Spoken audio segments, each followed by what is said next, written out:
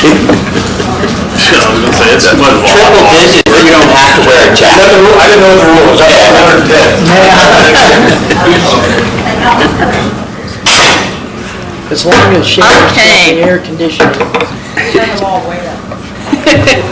Good evening. Looks like we have our quorum of board members present, so I call to order this meeting on July 18th, 2022 of the USD 489 Board of Education. Again, just a reminder to move your mics as needed. The very first thing that I need to do, the last time, I am asking for a motion to accept the agenda as written. Well, let me say, I make the motion to accept the agenda as written. Do I have a second? Second. Okay, do we have any discussion? Madam President, Yes. I had a few items that I requested to be put on the agenda, and I can request those again. But the one that I think it's kind of timely that we really need to do is the board retreat.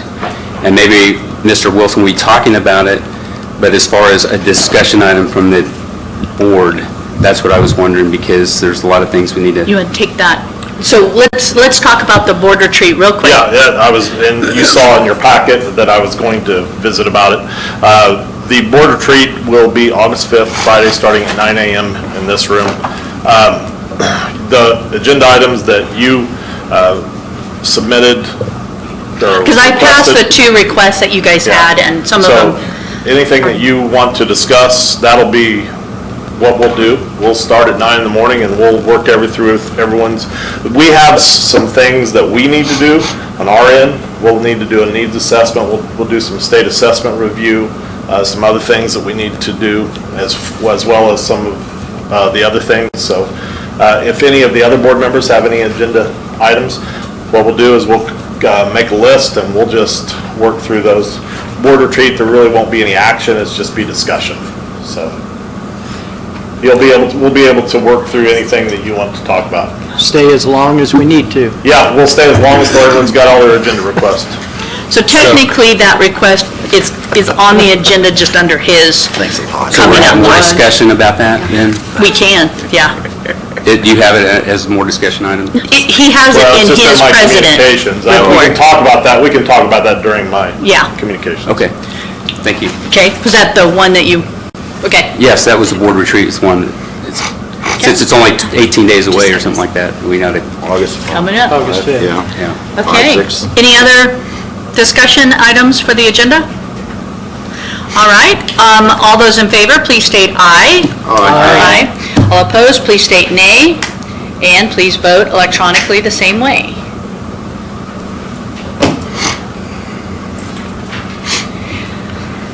All right.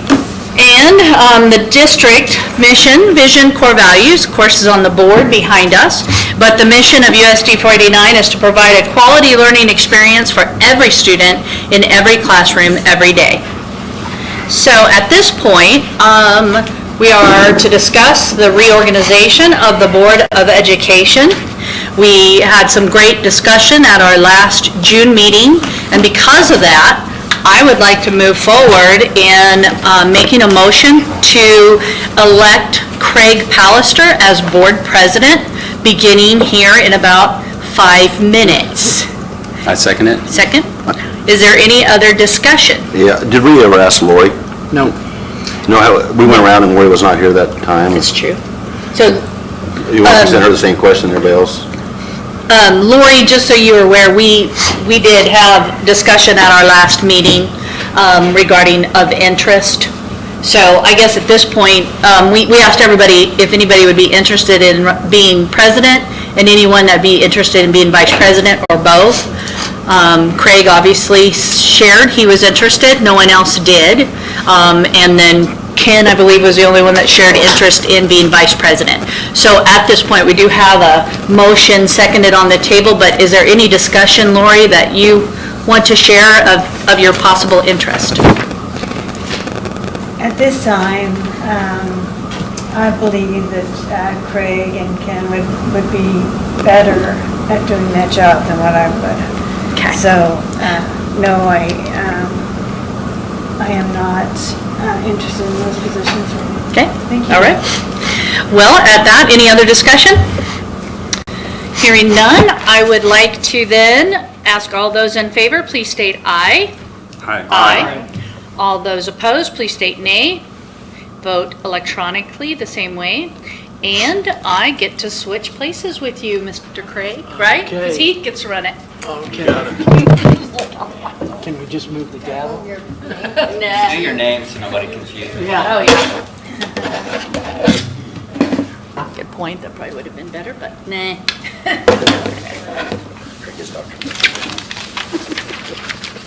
Oh, there's, Nope.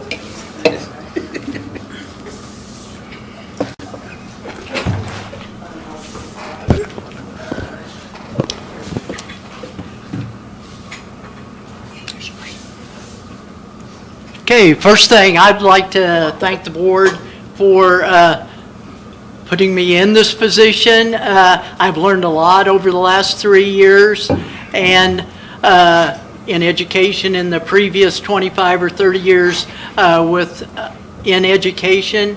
And I don't want, we've got a lot on the agenda tonight, but I want to just take a minute to just recap a couple of things. Over the last year, when Tammy was the president, we've had a lot of things happen in our district.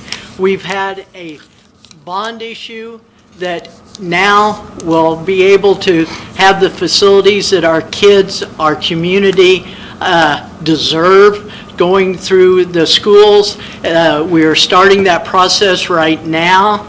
We were able to go through negotiations and with our teachers, settle with all of our staff, our administrators early in the summer. For the last couple of years, we've been able to do that.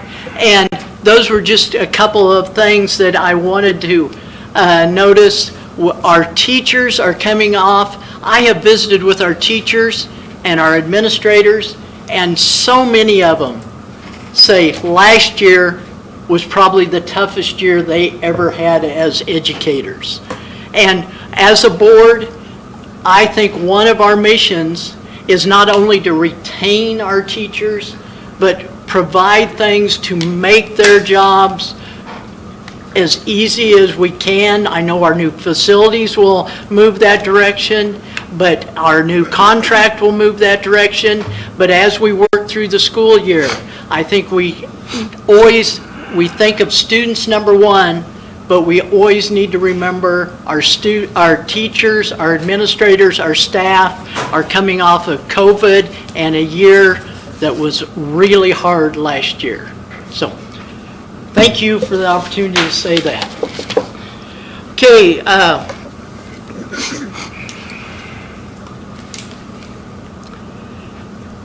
right now, 2.2 on our agenda, a motion to approve a board vice president who is a current board member. Do I have a motion? Mr. President? Yes. I move Mr. Ken Brooks be our next vice president for 22-23. Do I have a second? Second. I have a motion and a second for Ken Brooks to be the vice president for the next school year, starting in 22-23. Any discussion? If not, we'll take a vote. All in favor, vote aye. Aye. Against, nay. 7-0. Congratulations. Thanks. I appreciate it. I hope I can do the job well. We have no doubt. Election 2.3, election of a board clerk, keeper of the records, and deputy board clerk. Do I have the motion to approve the appointment of Jess Reeling as board clerk and keeper of the records, and Renee Booth as deputy board clerk? So moved. Second. I have a motion and a second. Any discussion? If not, all in favor, aye? Aye. All Opposed, nay. 7-0. Election of the board, 2.4, election of the board treasurer as part of the reorganization. I need a motion to appoint Carla Felter as the board treasurer for 22-23 per KSA 728202D. So move. Second. I have a motion and a second. Any discussion? If not, all in favor, vote aye. Aye. All against, nay. 7-0. Thank you. We have a long consent agenda that is part of the reorganization, as well as some other items that are on the consent agenda for tonight. These were on board docs, I believe, that was sent out earlier. Do I have a motion to approve the consent agenda? So moved. Second. I have a motion and a second to approve the consent agenda. Do I have discussion? Yep, I have two items I'd like to have removed. Okay. 3.14, the Lewis Field contract. Okay, let me find, 3.14. okay, 3.14, Jess. Okay. And 3.26, personal transactions. 3.26. Okay, we will be moving those two items down. If I may just make a request, and this is more of a board clerk, can those go to the end of the actual agenda items? So they would be, instead of going into 7.1, they would follow 7.9? Yes. Right. So Lewis Field will be 7.10. 7.11 or something. And the other was personnel transactions? Right. Yes. Okay. Okay. Mr. President, Yes. I would like to pull out 3.25. 3.25, Board of Education Attorney. Yes, sir. Okay, Jess, that would be the third one down on. Okay, any others? Okay, if not, do I have, let's go ahead and with the, Hold on just a second. okay, go ahead.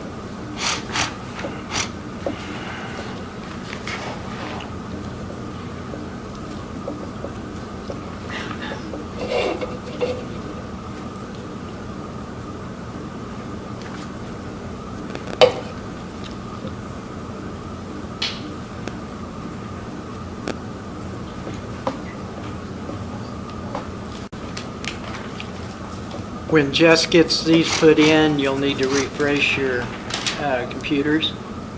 Okay, now you should be able to refresh. Go ahead. Sorry, the agenda's really long. Just get the old version. Yeah. I have to get back in.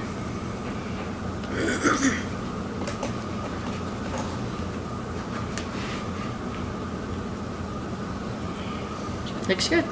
Okay, thank you.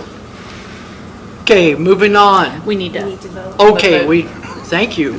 I need all the help I can get here on the first meeting.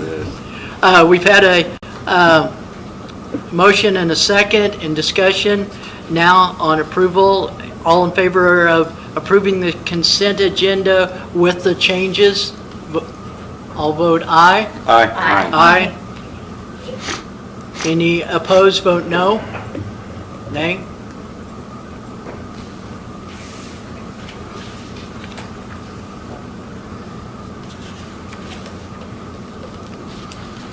Okay, there it is.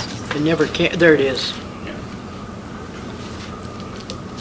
Mr. President, Yes, I've gone in and out, and it's not updating on mine. Am I doing something wrong to refresh? What's the easiest way to do that? There's that half circle arrow. just up above. Just keep pulling.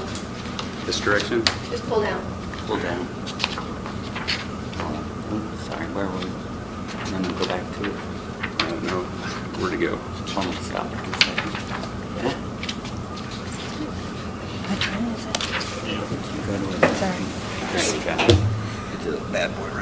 Oh, yeah, that makes sense. Okay, and then That'll refresh. back on. That'll be a refresh. All right. Thank you. Sorry for the delay. No problem. We're working on down here also. Did it do it now? I'm joining again. You're in here. Now, there we go. There we go. Okay, and the new one should be, Should be at the the new bottom. ones right here. Okay. Yes, it is. You're ready. You're good. Okay. Moving forward, we're at 4.1 of the agenda, public comment. The public forum guidelines. The board requests that all members of the public respect the rules outlined below so that everyone that wants an opportunity to provide input will be given the chance. Speakers are asked to start with stating their name and address where they reside. Speakers are limited to 3 minutes to make their presentations. Speakers are asked to make only points that have not been made previously. Except to ask clarifying questions, board members shall not interact with speakers at the open forum.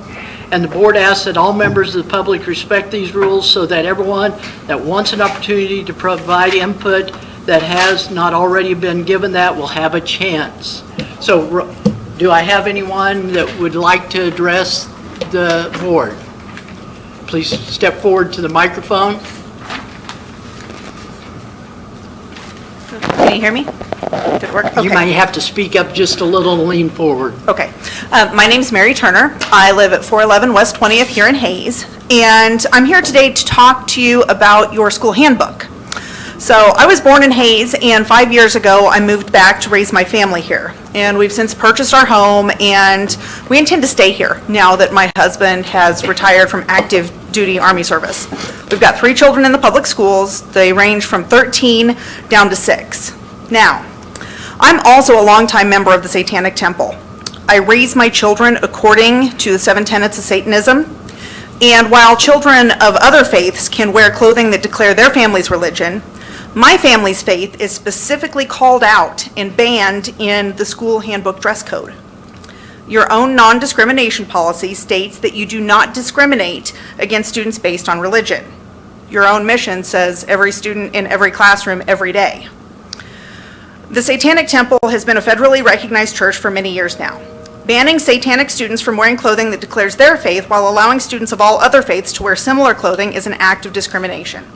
So I'm here to ask that the school board remove Satanism from their dress code policy and that they no longer blacklist my family's faith and the faith of other families here in Hayes as distracting, unsafe, or offensive. Okay, thank you. Okay, Any questions? no, Okay. I don't have any clarification questions. Thank you. Thank you. Okay, is there any other public that would like to address the board? If not, we'll go to 5.1 of the agenda. State School Board update, Gene Clifford, State School Board. Ron, do you want to introduce? Yeah, tonight we have with us Gene Clifford, who is our District 5 representative for our region, and she's here to share some state board activities. Okay, thank you. Good evening.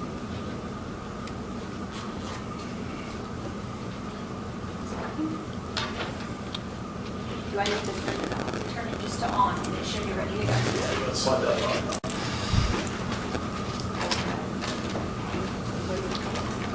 And you're just gonna press.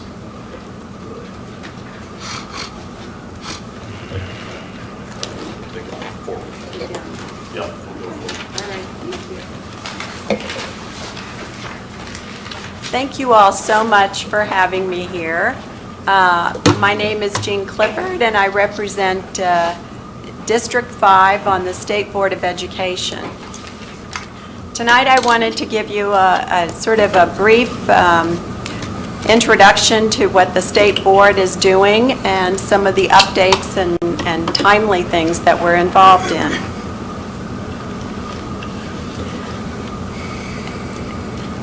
First, I would like to go over some of the, how the State Board of Education came into being, how it was established and its authority and our mission.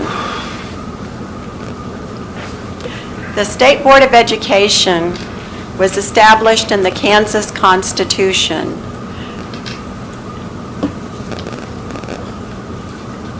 Section 2 of Article 6 states that the legislature shall provide for a State Board of Education which has general supervision over public schools and all other educational interests of the state, basically except those reserved to the regions.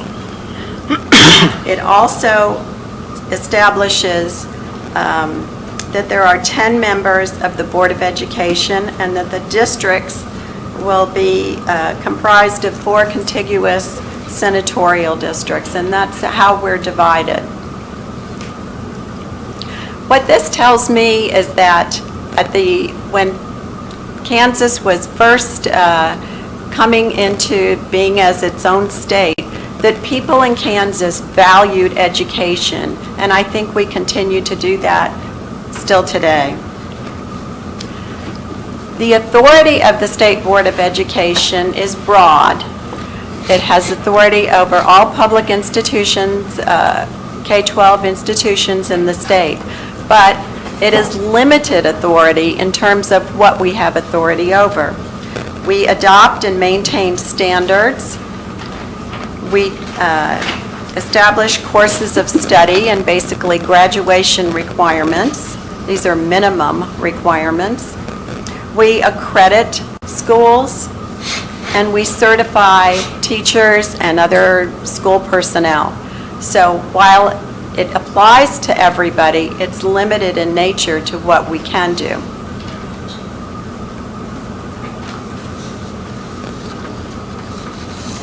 We are also the local Board of Education for the Kansas State School for the Deaf and the Kansas State School for the Blind. And we visit both of those schools every year and have presentations and work with them throughout the year. The mission and vision of the Kansas State Board of Education is to prepare Kansas students for lifelong success through rigorous quality academic instruction, career training, and character development according to each student's gifts and talents. And our vision is for Kansas to lead the world in the success of each student. And that's very similar to, I see, what you have as your vision and your mission for your students.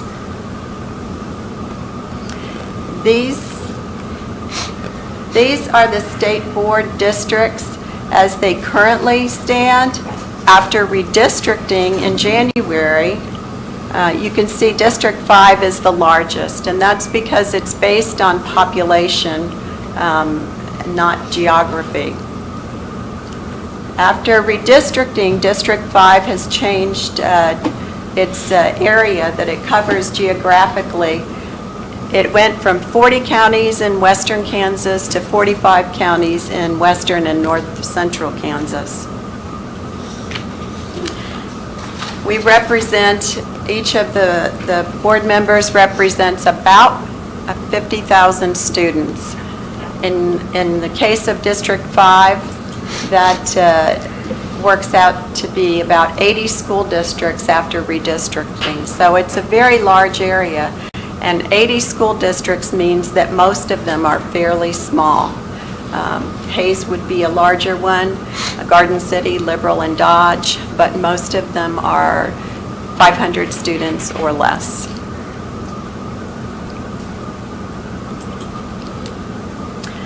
I put this up just, it's probably pretty difficult to see, but it is interesting to me.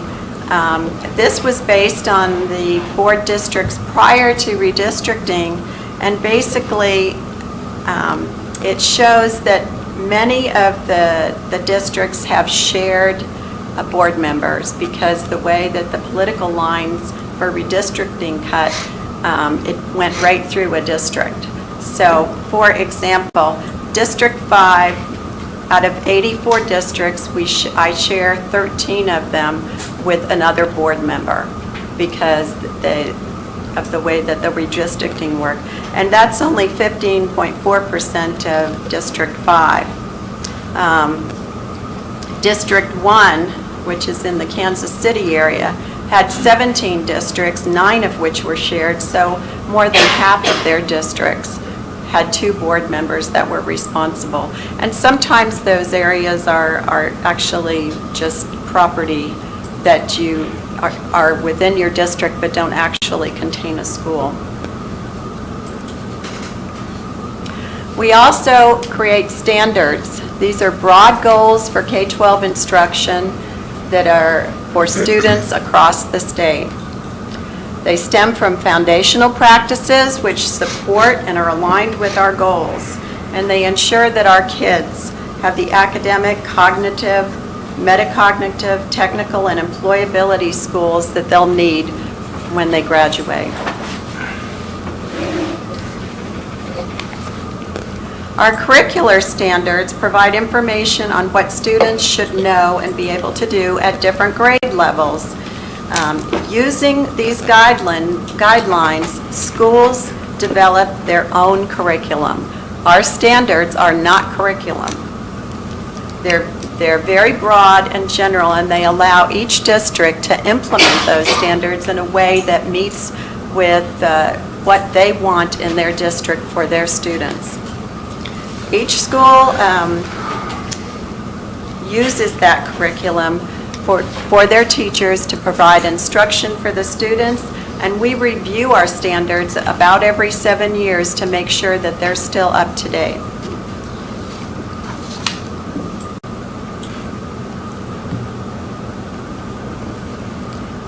Some of the standards that we have are assessed. That means they are part of the state assessments. English language arts, mathematics, science, and social studies, as you're probably well aware, are part of your state assessments.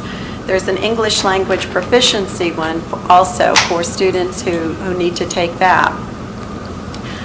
But there are a number of other standards in other areas that we do not assess, and those are areas which are not required to be implemented in schools, but we provide that guidance in case schools want to have driver education or PE or a language or financial literacy, computer science, those types of things, so that it helps give teachers some guidance.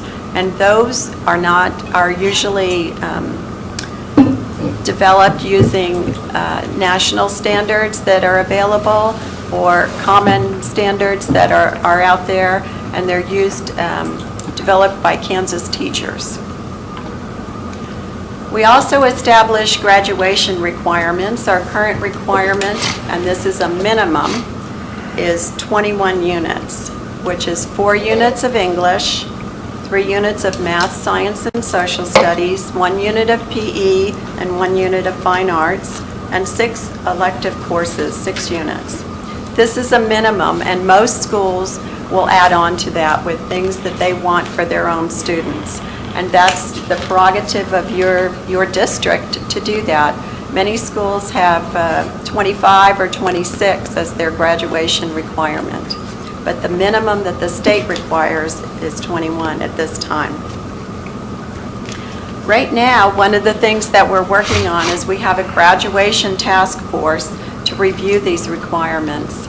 The 21 has been in place for many decades, and we believe that there are things that may need to be added or deleted from that to make sure that our students are ready to enter the careers and the college and academic areas that they want to in the future.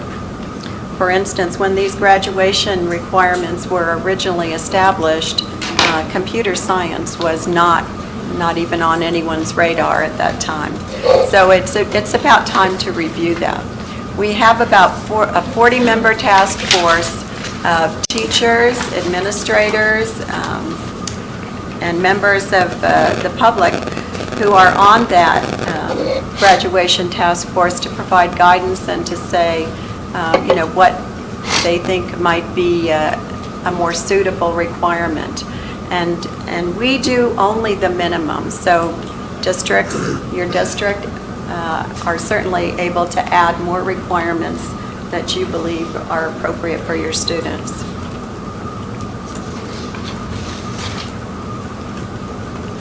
We also accredit public schools, and I think that's probably one of our most important activities. This is set forth in the Constitution and by Kansas statute, and it's one of our primary responsibilities. And it basically looks at all of the activities that schools are involved with to make sure that our students are learning and are going to be ready when they graduate.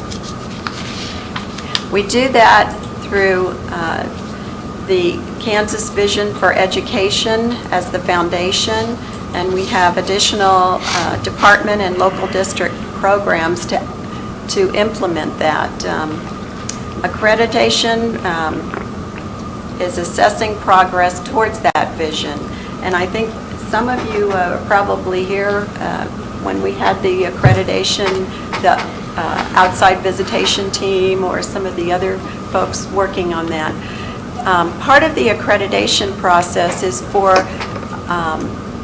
peers and those who are with the department to come and review your data and to look at your programs and to see if that's helping you move your students towards the places that they will need to go. So our criteria for a successful high school graduate is to have the academic preparation, cognitive preparation, technical skills, employability skills, and civic engagement. And we determine progress towards meeting those skills by utilizing outcomes that are measurable. Those include social emotional growth measured locally. That's up to you to be measuring that. Kindergarten readiness, individuals' plans of study, high school graduation, and post-secondary success. And all of those have different criteria that your district is looked at. So I think we can skip that one. Accreditation means that a system or district is meeting or exceeding standards set by the department. And the standards are meant to improve student academics and quality of learning, as well as public accountability. So the various definitions for accreditation are accredited that you're in good standing and you've provided conclusive evidence of growth in student performance and an intentional quality growth process. Conditional accreditation, where you're in good standing and you haven't done one or the other of those. And not accredited, which is you're not in good standing or you haven't done both of the others with regarding student performance growth and intentional quality growth.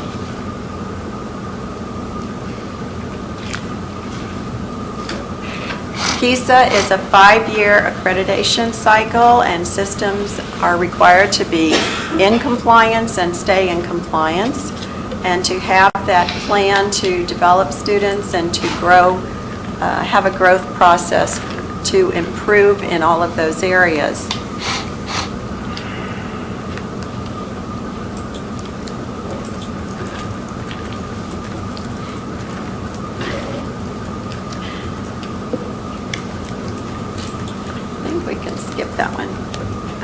The lessons learned, we've had CASA for about the last 5 years, and some of the lessons that we've learned through that are that active leadership at all levels is important to build and sustain a growth mindset in your buildings and in your district. That we need to have a culture of learning, and that data is very important. It's what we want. We want to know that students are performing well and that we are making decisions based on the type of learning information that we have. We want transparency with parents and stakeholders, stakeholder inclusion, and two-way communication to engage our communities and to generate support for our programs. There's regional training and collaboration available, and we look to schools and districts to network with each other to kind of look at those types of programs that are effective and would be best for your district. There are so many ways that you can be accredited and be meeting the needs of your district, because what you do in Hayes is going to be very different than what you do in Wichita or what you want to do in another, maybe Weston or a small district. So because you've also been a redesign district as well. And so part of that, one of the things that we've learned is that redesign is an option for districts to engage in, and you all did. Some districts have done that, although not under the same redesign structure, but they've changed things about how they do things and not stayed with the same things that they had traditionally done to try to make things better. And so we've learned that redesign and being willing to make changes is very important. And so right now, one of the things that is going on at the state board level and in the department is they are combining the redesign efforts as well as the accreditation, so that it's going to be almost one. You've probably heard of the business term continual process improvement, where you work your plan, but you make changes over time to make things better based on the circumstances. And that's basically what this is going to be. So this is still, right now they have some regional models that they've piloted to try to get some ideas of what we need to do and how we can improve that. And these are the redesign issue districts. You all, I think, are the pink one right in the middle. And this is talking about how they're trying to model moving KISA into the redesign methodologies. So it looks more complex than I think it will really be, because redesign and improvement are basically giving you the flexibility to make those changes that you would like to make in your district. So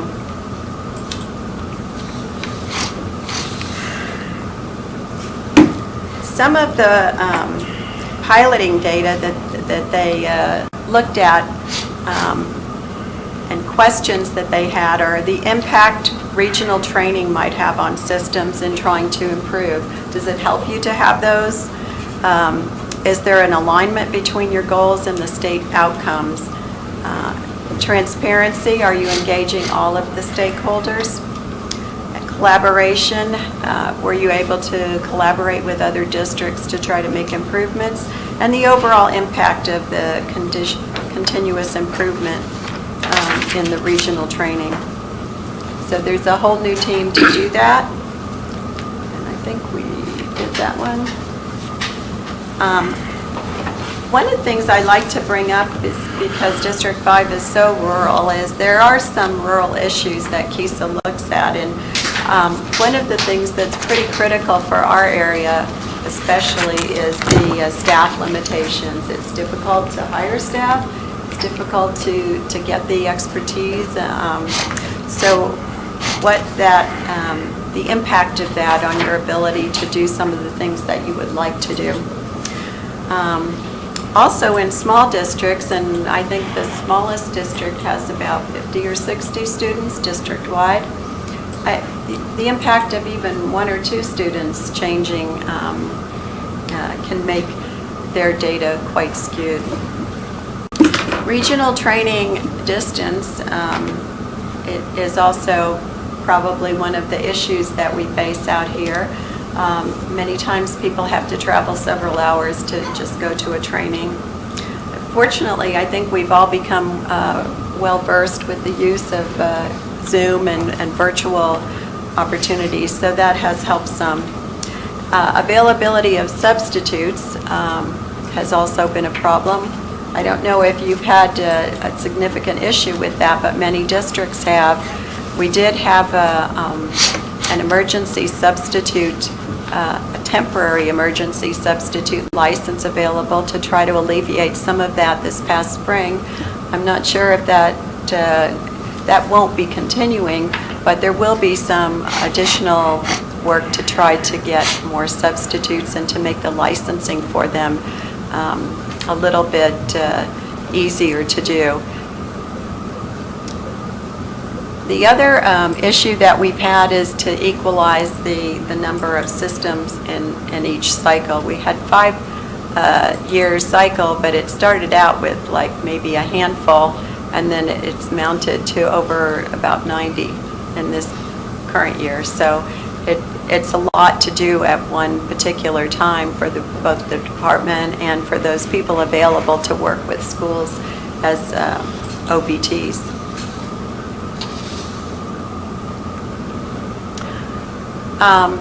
The bottom line, I think, from the state board and the department is that we want to focus on individual students, and individual plans of study are very important. That, I think, will come back again in the graduation requirements, because we want their time in high school especially to be meaningful to them in their follow-on career or their education. So we want to make sure that we are focusing probably from about 5th grade on what those students want, what their interests are, and to try to give them some opportunity and exposure to different things to find out what they like and what they don't like.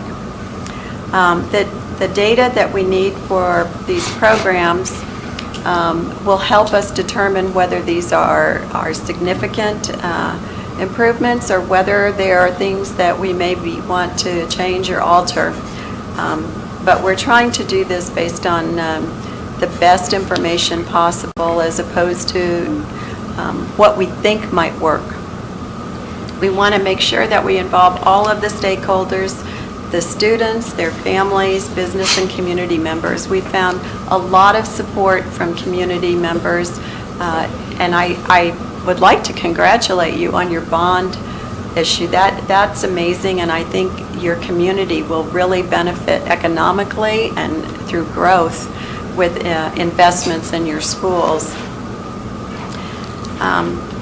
We encourage people to use the department website. There's a lot of helpful information there, and there are people who are experts in each area, and to contact the department if they have any questions. There's a whole list on the website of people, what their specific area of compliance that they deal with, and their phone numbers. I want to thank you for the opportunity to talk a little bit about what we're doing at the state board level and to see if you have any questions. I want to thank you for coming down, and this has been a great refresher for me of all the things that the State Board of Education does. A lot of times you hear the legislators are making, a lot of times are trying to, I don't know, maybe I'll say this wrong, overstep into the state board, and I appreciate how the state board's focus is on kids, education, teachers, and administrators, and the legislature works a lot with finance and that end of it, but they tend to want to move over into your side, so I really appreciate the support from not only yourself, but all the state board members of focusing on what is good for kids, teachers, and education. Thank you. I have a brief comment. On the graduation requirements of 21, and I'm thinking about the computer science as coming, that would be 22. I would hopefully, you and your other 9 would surely be consider that adding more, not taking anything away, makes it awful tough for kids that have vocational dreams and aspirations in those classes. Looking at the slide that says successful high school graduation, academic preparation, cognitive preparation, I think that's a focus. But the technical skills, employability skills, and civic engagement tend to be a lot more generated through vocational classes, the practical arts. I would hope that would be a concern that maybe you could take back to them. I taught ag or vocational agriculture for 31 years, but the TV and radio that we have here, the wood classes, those take the science, the math, and the speech and all that, and allow all of them to apply it. And then also their civic or student organizations are a lot more civic, or let them perform at that level where other ones do not. So that would be something that I would hopefully is a concern or is discussed at that level. That's one of the things that we have talked about in the graduation task force, which is they're going to give us a recommendation at the state board level, but I happen to also be on that graduation task force. You have so much flexibility at the district level and authority to make changes that you believe are appropriate, that many districts don't utilize. For example, we had a presentation by a district that had combined a math class with a construction class. I think it was geometry and construction, so that the students actually, they had the math, the geometry class, but then they used it to design a shed or something that they constructed and had to use those skills. And those are the types of things where you have the option, you could provide credit for both those things, but probably as an elective and as a math credit, depending on how that is structured. So there are a lot of opportunities. And one of the things that I did bring with me, and I want to pass out to you all, is there are models across the state that the different districts have provided for how they are implementing things in their district to be more successful with students, sort of innovative things like that. And there's just so many different ones. I know one district, I think in the Kansas City area, the students designed a playground for the community and, had to go before the city council to get permission and then design it and bid it. So they learned quite a bit in that. Those real world hands-on things are absolutely wonderful experiences for students, and they learn a lot from them. So you're exactly right. Jean? Yes. You heard Mr. Pallister mention at the beginning of when he took over that teachers' frustration, and last year was one of the toughest years ever. And I know the KSDE worked with Dr. Brett Church at Emporia State to develop a survey, which more than half of the districts have participated in. What are you, the school board, going to do with that information and to help us with the retention of teachers? Because it's going to be a crisis, not only with teachers, but substitutes. Exactly. That is a very tough priority because we have to have the staff members available for our schools. We haven't gotten a presentation on the results from that yet, but I know that we have combined the Professional Standards Board and the Teacher Vacancy and Supply Committee to try to work on what we can do at the department level, things where maybe our regulations or our criteria are standing in the way of good teachers in your classrooms. Because I know when we had the TEAL licenses, the temporary emergency licenses, we found so many people who wanted to work in schools, who were great with students, but just didn't have 60 hours of college credit. And so we need to look at some of those things and find what are our true requirements for these, and to give flexibility to districts to make that decision, because I think you all are in the room with that teacher You're observing them, you see, how they do with students. It's very different from looking at a paper application or an electronic application of somebody's qualifications. So that's definitely a top priority because we've got to have people for those positions. Thank you. Any other questions? We appreciate you making the long trip from Garden City. Well, Thank I'd you. like to thank you, but I do have a booklet I'm going to provide to the superintendent to give you. This is also on the district or on the department website, but it goes into a little bit of detail of all of the different initiatives that some of the other districts have done. So you can kind of see you have more authority to make these changes and to do things that are innovative than maybe you might have thought. So thank you very much. you. It was a pleasure to be here.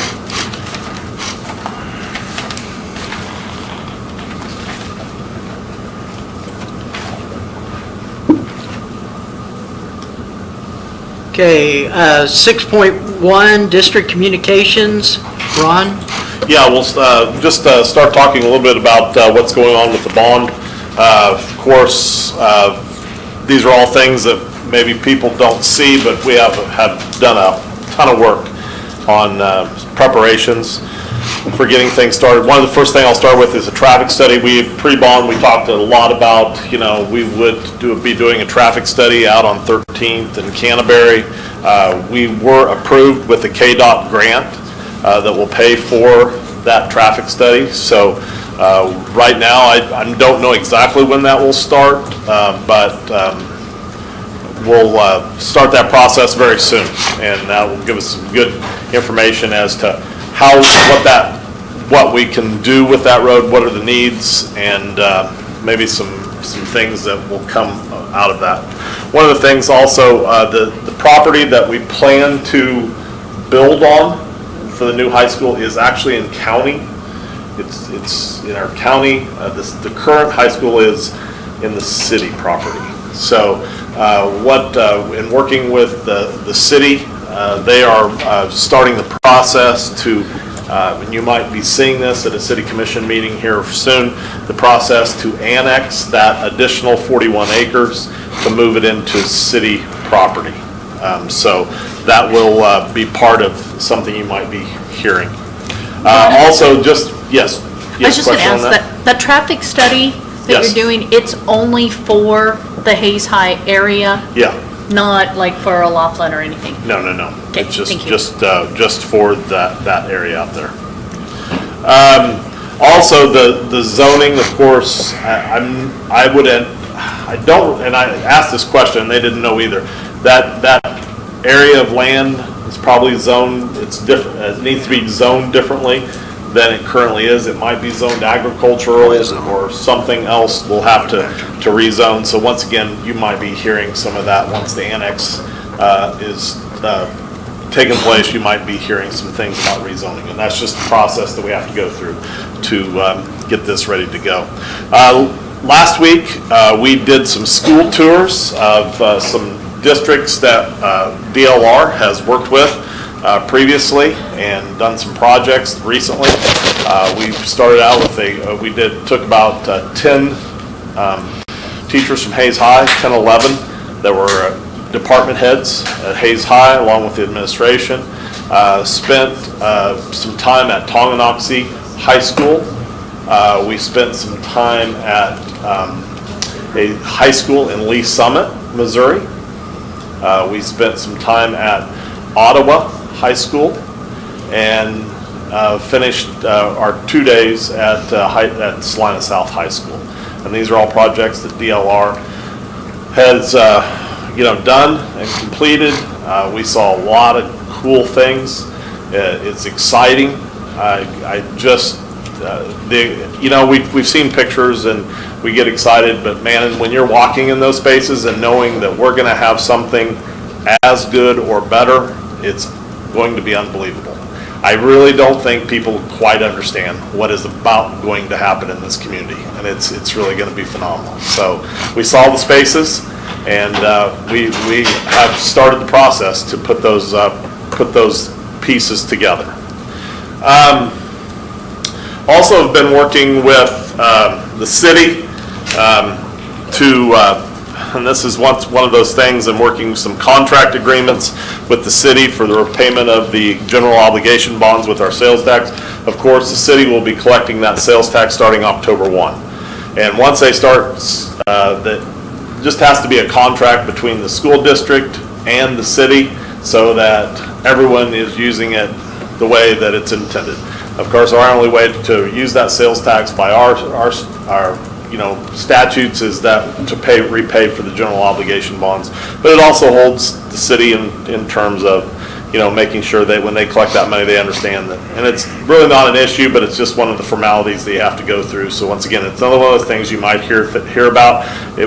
Once that agreement contract is finalized, we'll be bringing it to the board for approval.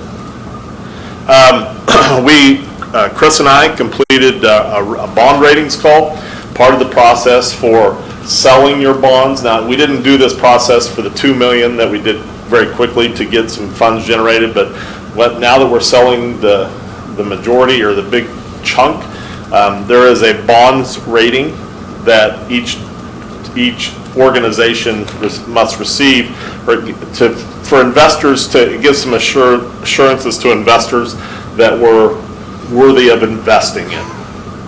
And so Chris and I completed that last week and went through the process, and we should be hearing here very soon what our rating is. I would assume, and we worked with Dustin Avey as well, he assumes we'll get a fairly high rating.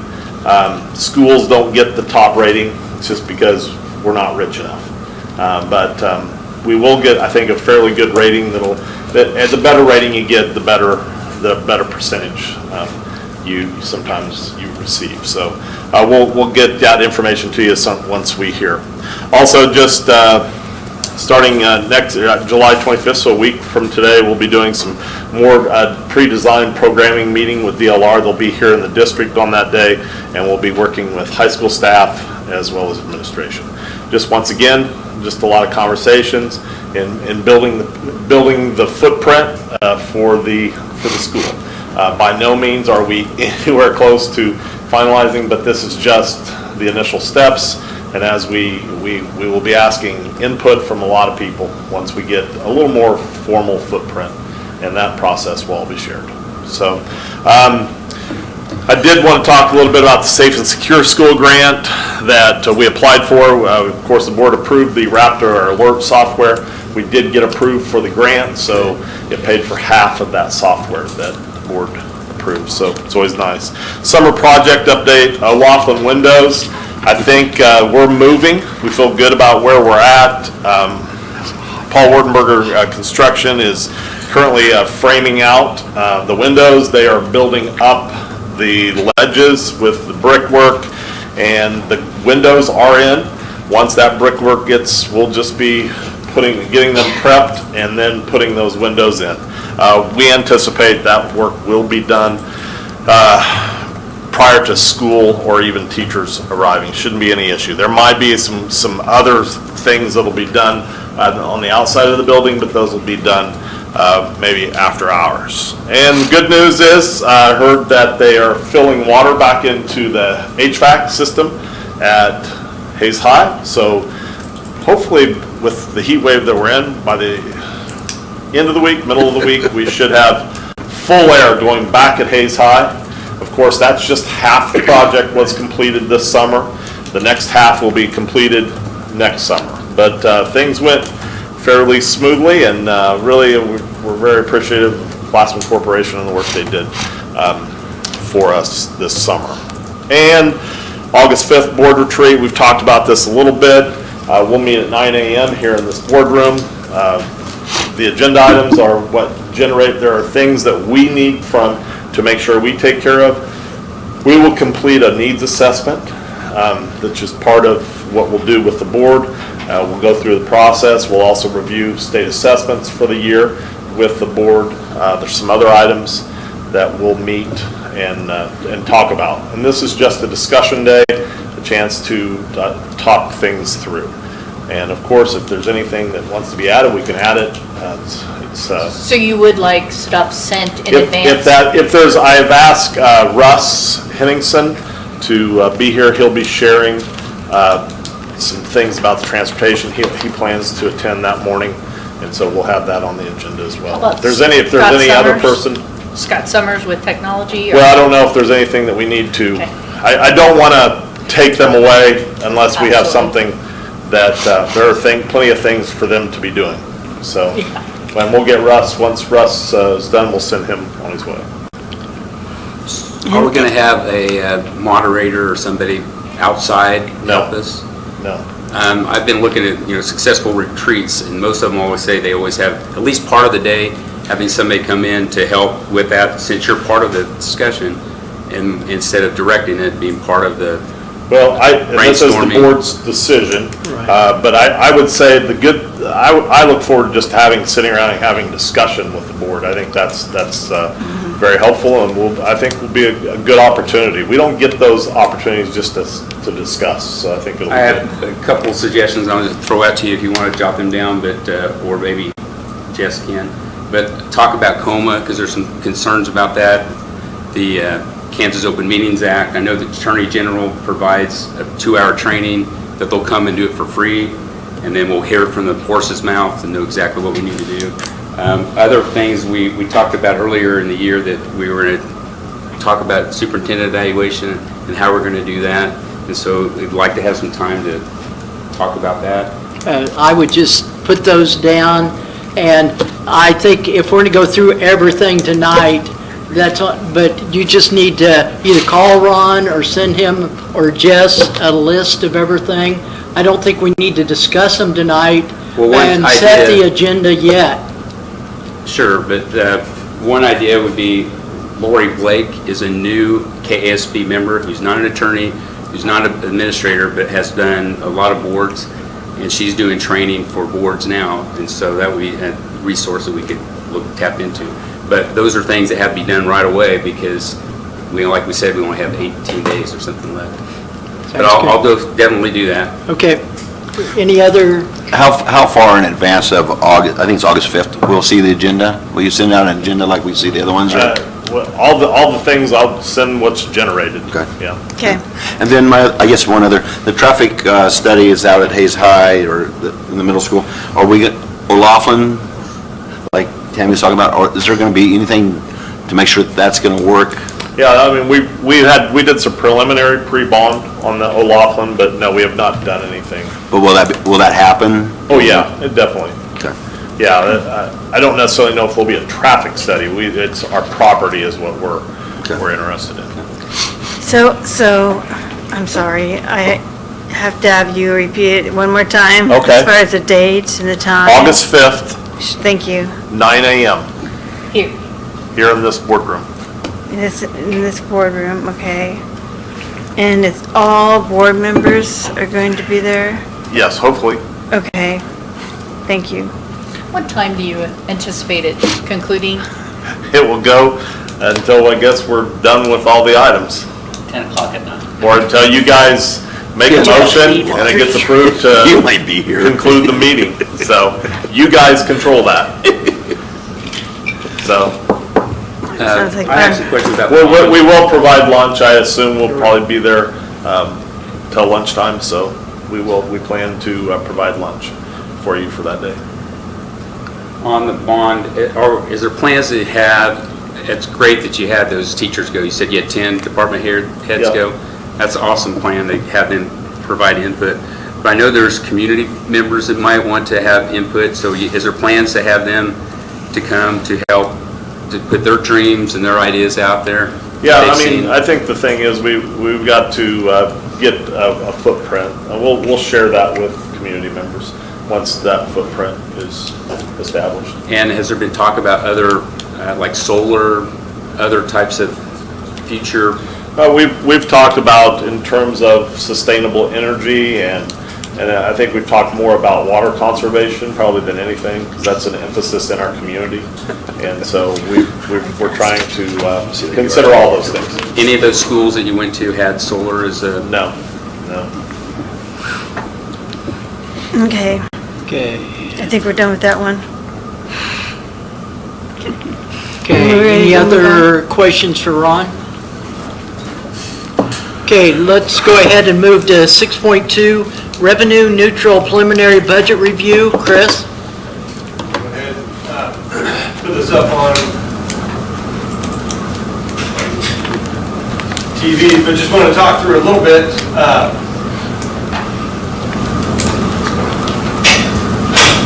There we go. So if you remember, last year was the first year legislature implemented what's called the revenue neutral rate. And so the steps in the process, we kind of changed the timeline to school district budget generation, I guess, and then budget hearing and adoption. So what happens first now is in June, county clerk gives us what's called the revenue neutral rate. And what that basically says is, in order to generate the same number of dollars you had last year, this is the mill rate that it would take. Well, by state law, the first 20 mills is designed, or is established for general fund. So because we had an increase in county evaluation, that 20 mills automatically generates more money than it would have the year before. So right away after the general fund, we are above our revenue neutral rate. So that means we kind of fall into the revenue neutral rate budget timeline.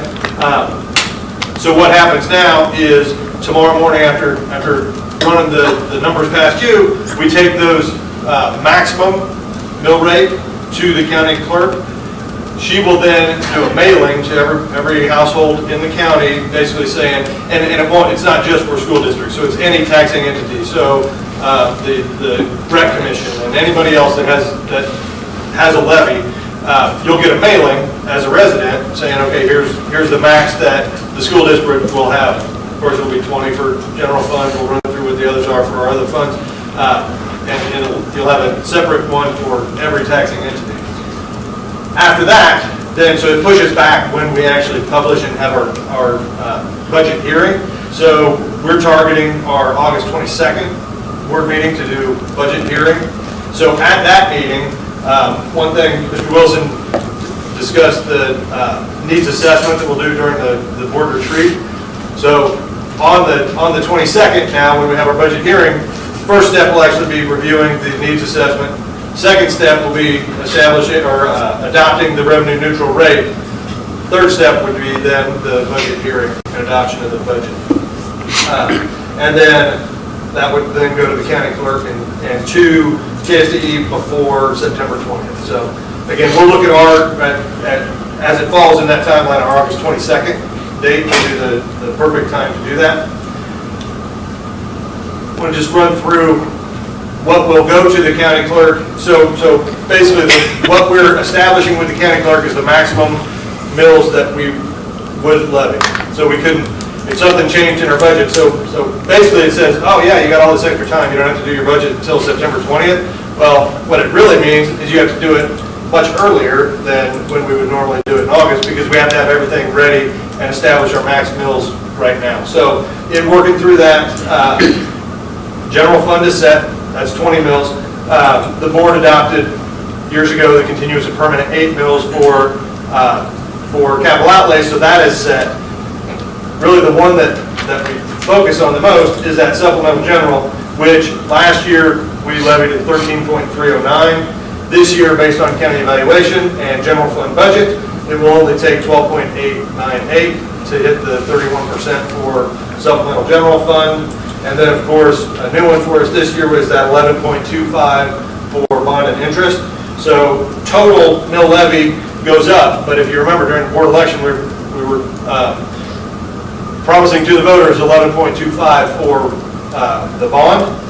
Our total mill levy actually goes up just a little over 10 because our supplemental is down. So even though we added the 11.25 for the bond, total mill levy is only up a little over 10.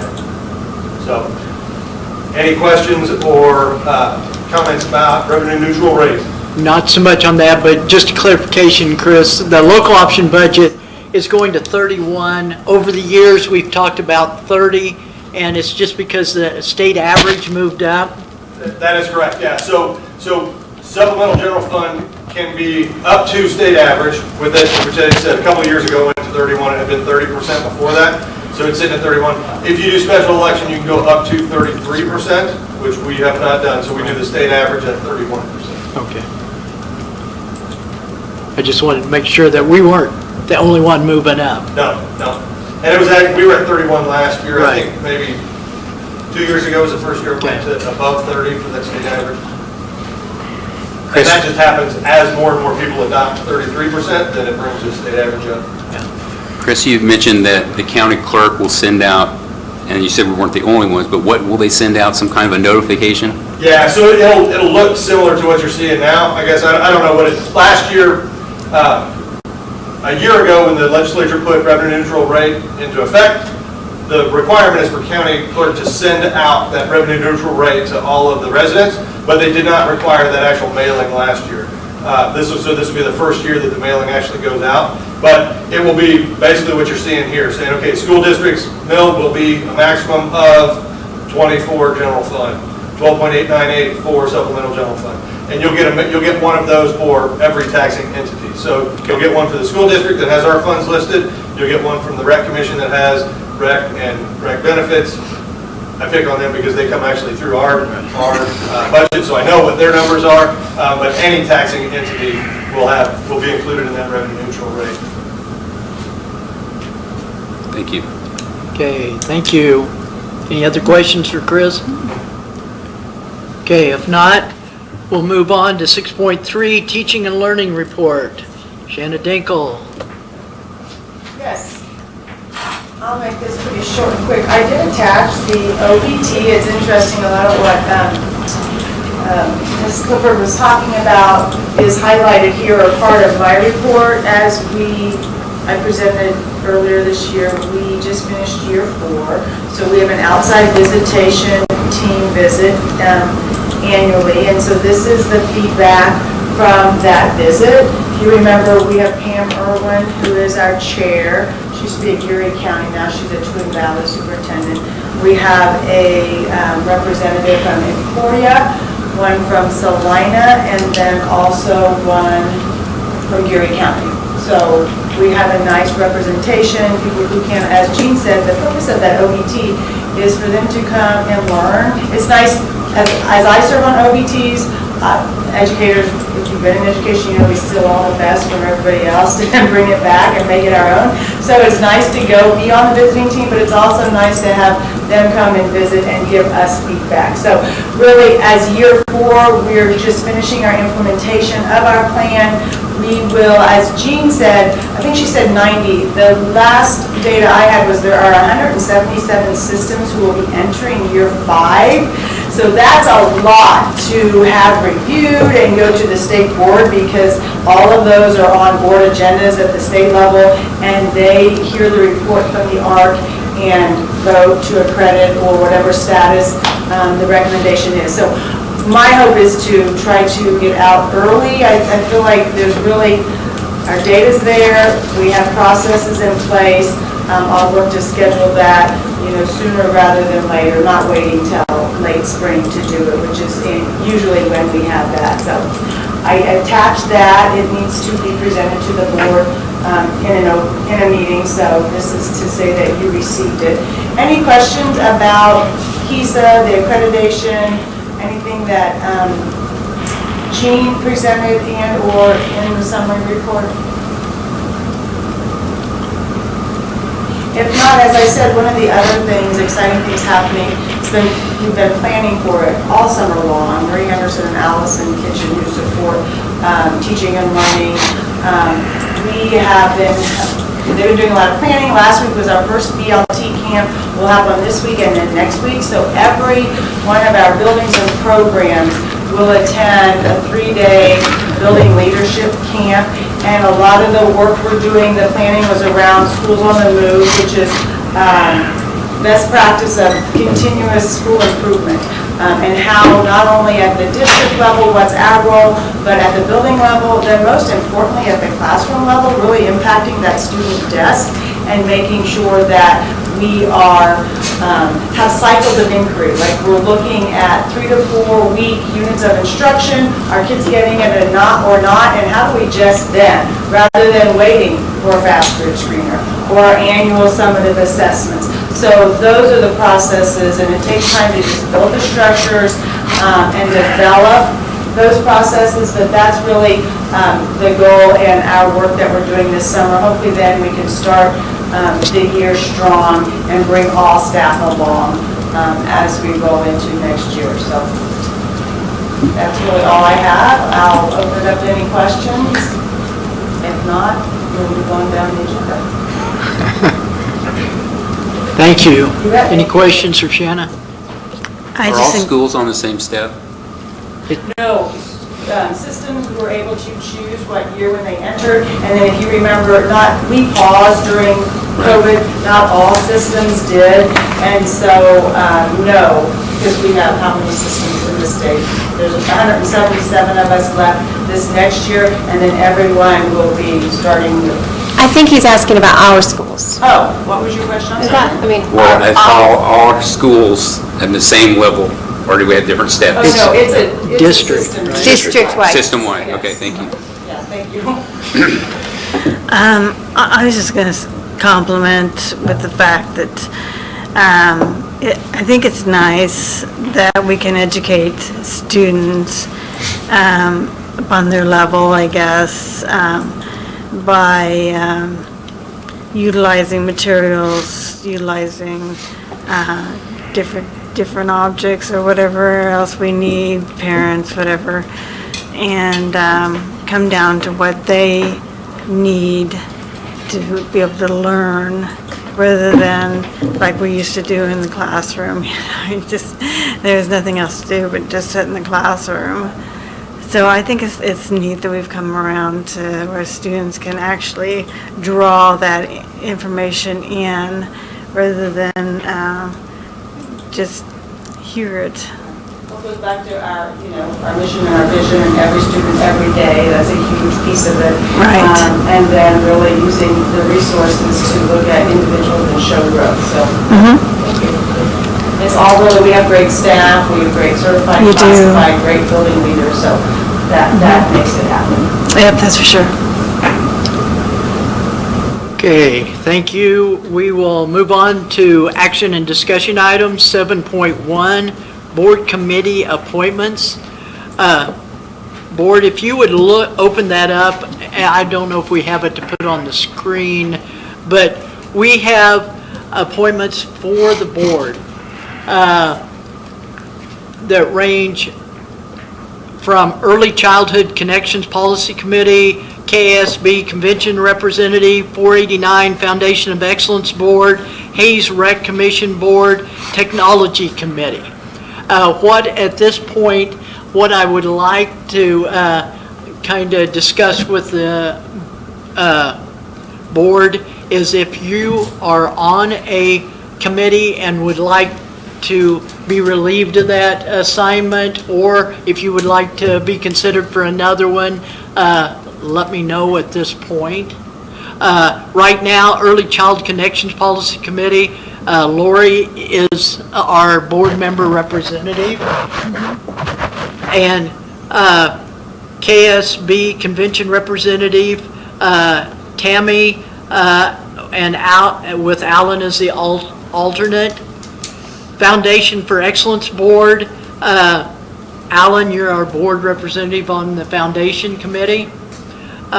Hayes Rec Commission, Alan is also the board member rep for the Hayes Rec. The Technology Committee, I am right now on the Technology Committee. What I would, I'm going to just start it right here. I'm going to have my feet in. If someone else wants to be on the Technology Committee, let me know. I can do it. But he can too, he's trying to raise his hand. No, that's okay. Okay.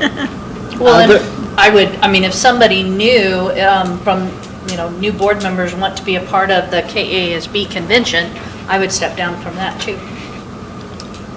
I don't mind serving in it. I would also, the Hayes Rec Commission, I would be willing to let somebody else take that if they want to. Okay, board members, what I would like for you to do is let me know what you want to be considered for on any of these, and I will bring these back to our next meeting. Does that sound reasonable? May I ask a clarification? My understanding, this is something that is the president appoints, is that correct?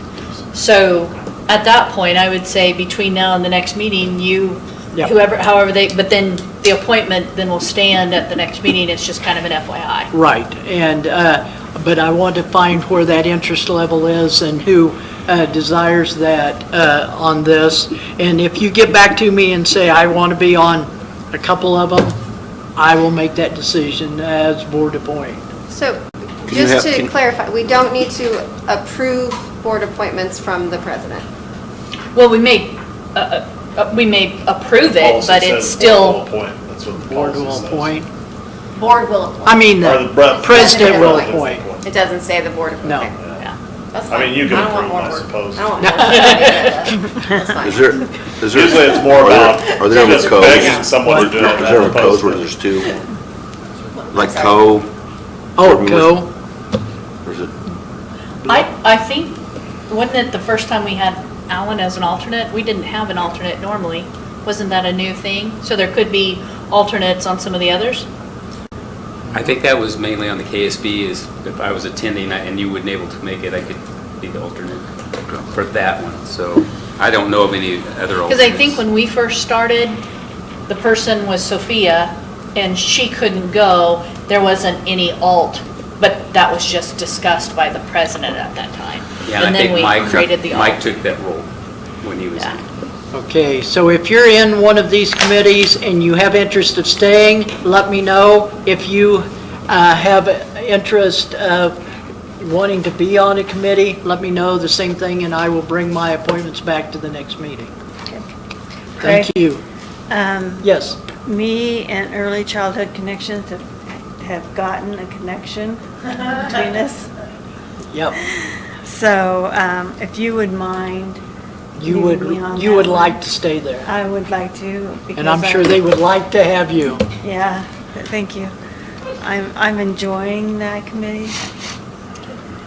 Okay. 7.2, keep the agenda, a request for approval of authorization resolution for the sale of general obligation bonds. Ron? Okay, this is just another step. If you remember, we did do this same step back when we sold the 2 million.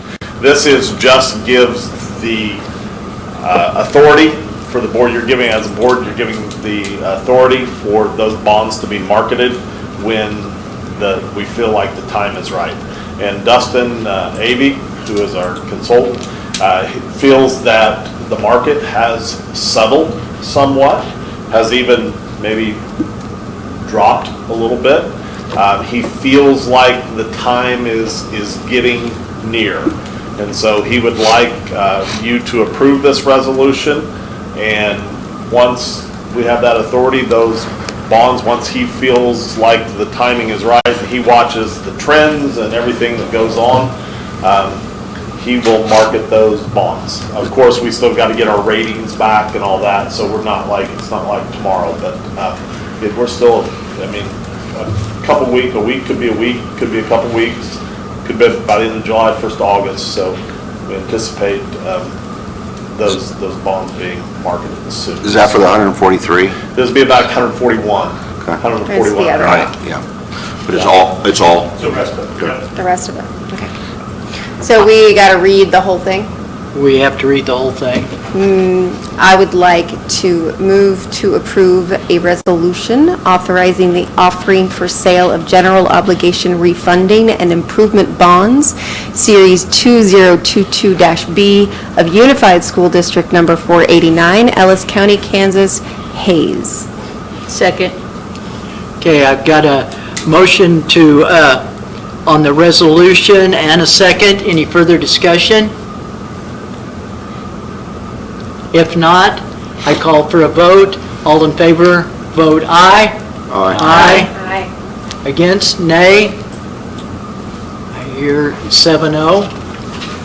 Thank you. West Side School update. Yeah, I'm gonna have Kyle kind of take the lead on this. Lindy, you're welcome to also pop in the front row, so you can also add when you need to add. Just kind of some things that we're doing at West Side School. So, in May, High Plains Mental Health Center, some of their leadership asked for a meeting with us. In that meeting, they gave us notice. So for those that aren't aware, for the last 30 years, Westside Alternative School, it's been a program that's been at day-to-day operations led by High Plains Mental Health. And then school district provided the educational staff as well as some administrative oversight and some support and collaboration around that program. In May, they came to us and notified us that they would like to switch with what I'm calling lead agencies, who's handling the day-to-day administration of the program. At that time, we took that notice and started working out what that would look like. That would mean we'd have to move around some administrative support, as well as hire a secretary, but also knowing what that role is. It's more of a liaison position that helps support students transitioning back and forth between different buildings, et cetera. A lot of extra support. From that meeting in June, we met 3 times with High Plains Mental Health staff, and each time we're trying to work out what continued support for our students would look like. Throughout that, we were able to really come to an agreement of what that support would look like. And so we notified High Plains Mental Health in June that we were just going, because of the way that our agreement was set, if they offered something to change and we couldn't come to an agreement on what it was, it means that the agreement between the 2 agencies is done at that point. And so we noticed them and said, hey, we're not going to be able to make this work. So decided to pursue supporting mental. We're already going to be, based off the changes that they proposed, we were going to have to hire additional staff to make sure that we had support in the classroom and other support for our students. Unfortunately, with space and other logistical factors, us both having staff in that building just doesn't work as well. So that's why we made the notice. In the request that's in your packet, asking for the approval of 5 additional positions to support Westside students that attend Westside. One is a mental health therapist who will provide direct therapy as well as help oversee psychosocial groups. A Westside liaison, which I just described. There'll be some administrative support with that position, but also support in the classroom and supporting students that are in crises as they need it. And then 3 behavioral support assistants who will, 1 per classroom, who will help with students' social emotional needs as they arise in the classroom, but also will help support those psychosocial groups and have a little bit more direct responsibilities. In your packet, it has the total expense, estimated expense for what those 5 positions are. All 5 positions we would be able to get some state aid on, because this will be all coming from special ed, it's all special ed support. And so the net cost is there just over $119,000. The co-ops, council superintendents, who I have to run everything through first, make sure the budget and all that, that they're okay with moving forward. Before we even noticed High Plains, I ran it through our superintendents, they were approved, okay with that, and as we work through the details, they've approved each of those steps along the way.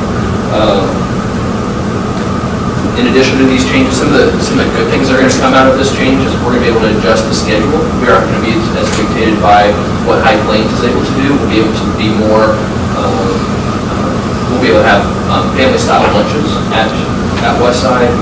So instead of our students at Westside being bused over to another school to eat lunch, we're going to be able to provide lunch there. We're going to do some things to increase the physical activity for students. We're restructuring the collaborative time with base schools and community partners. And then we're going to do some things to help make sure that we have more consistent playing time for our teachers. These 5 staff will all help support all of those changes as well as any of the other adjustments that have to take place. Our goal is that from a family perspective, from a student perspective, and also that base school where the students come from, where they're transitioning back and forth from, really that there's minimal disruption to there. Those that are working day-to-day in the west side, they're going to probably have some of the biggest changes because of this, just because new routines, new people doing new work. But the goal of transition and the interaction between families, students, base schools should all be pretty similar. Any questions, anything on this? No, I mean, other than the leadership piece, Lindy's being quiet on the back row. She did not come to the front like I asked her to. I didn't hear that part. I guess, and the big part, and that's a great point, the big change from an administrative point of view, from the co-op perspective, Lindy McDaniel, our assistant director, she's been instrumental in helping our early childhood as well as our weekend center get up to speed. She's going to be taking on, she's been involved with Westside as we've been going through school improvement and all kinds of different avenues for the last 2 years. But she's going to be taking on a lot more hands-on approach, be there more consistently, and support that program. Especially here at the beginning, it's going to become her primary responsibility for a little while, is to make sure that we get this done. In the past, were we reimbursing High Plains mental? There was no financial. There was no financial budget. Going back and forth. So this will be an additional cost. This will be additional cost, but Absorbed by the co-op too. But a couple things help support it, actually. Not that the state gave us any additional money, but because the schools across the district, or across the state, didn't hire as many special ed teachers as they were expecting last year, our categorical aids, or state funds, actually increased a little bit last year. Then what they anticipate for next year went up a little bit as well. So our actual out of budget cost, our own budget cost, is going to be pretty minimal, compared to what it could have been. Of course, we're going to readjust. We're going to see how the staffing. Really, the biggest thing, we want to make sure we have enough staff to make sure that day one, everything was. We do anticipate that some of our student needs will reduce because of some consistency and some things that we're hoping to be able to do with the program. And so, every year we'll always reassess. We need all the people we have, and my hope is that over time we'll be able to kind of reduce the need for as many staff members there. But you just never know. Social emotional needs in the community and in our schools are great. And if you shared this, Kyle, I'm sorry I missed it, but with the departure of High Plains and that exit, how many staff did we? I mean, I realize they were not our paid staff, but there were functioning. So how many? When they were in May, when they were everybody was there, they had 9 staff members on my side, and so we'll increase 6 category. Or we'll go 6. There'll be 3 less, but we'll have more flexibility in how those staff can work with students. There are some rules around with High Plains, the school district, that we had to make sure that those work together. The school district, everybody being under the same employment, will actually make things a little bit easier. It wasn't impossible, but we feel like the structures we'll have in place, some of the other structural changes we're making to make it work, are going to allow for us to still meet student needs with these additional students. Are we going to have to contribute more to the cooperative because of this? I mean, in theory, this means the cost of special education in our co-op is increasing, and so that just means, but to say that it will necessarily increase all, for the district assessment, or how much our districts pay into the co-op, probably to some degree, but to say it's the whole amount, No, our carryover is very secure right now. We're in a pretty good spot with how much we have in our carryover. But yeah, increased cost means increased coming out of something. And that will be shared by all the districts of the It's co-op? shared across all 4 districts, proportional to Student enrollment. Now, Lindy's role will be increased, so the co-op picking up more of that, or is that still 489's role? Lindy is a co-op employee. She is. She's all 100% All co-op? our special ed staff, all the staff we're talking about will be paid for out of special ed funds. So all of those are a shared cost across the 4 districts. Are these state new funds, the 79,000 or whatever, is that 1 year, or is that? That's each year. That'll continue? The amount that we get in state aid, of course, it adjusts slightly from year to year, but that state aid will continue. These staff members will continue to be eligible for state aid. Okay. And Oh, sorry. no, And you said, so High Plains notified you that they did not want to participate with us in May? Well, in May, they announced that they wanted to switch the agencies. At that time, we thought they were just going to change it at the head. Here's one administrator for another administrator, secretary, or whatnot, admin support. At that time, we were anticipating that there'd be similar staffing levels. But over time, as we were meeting, we weren't able to come to an agreement of what that support was going to look like. We knew what we needed in our classrooms, and unfortunately, we weren't able to come to an agreement of what we felt was needed in the classroom.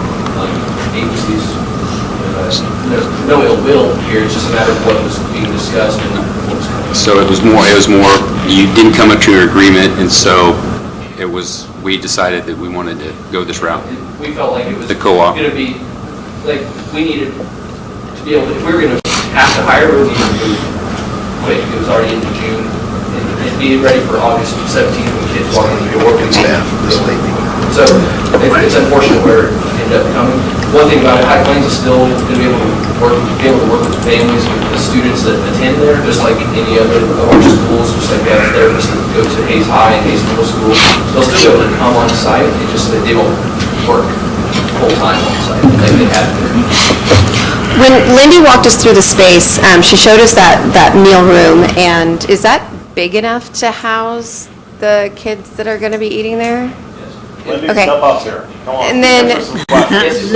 And then the other related question about lunches and being able to, it definitely, you talked about the transitions being very difficult, and that's great that we can minimize those. But part of the benefit of putting them in other schools was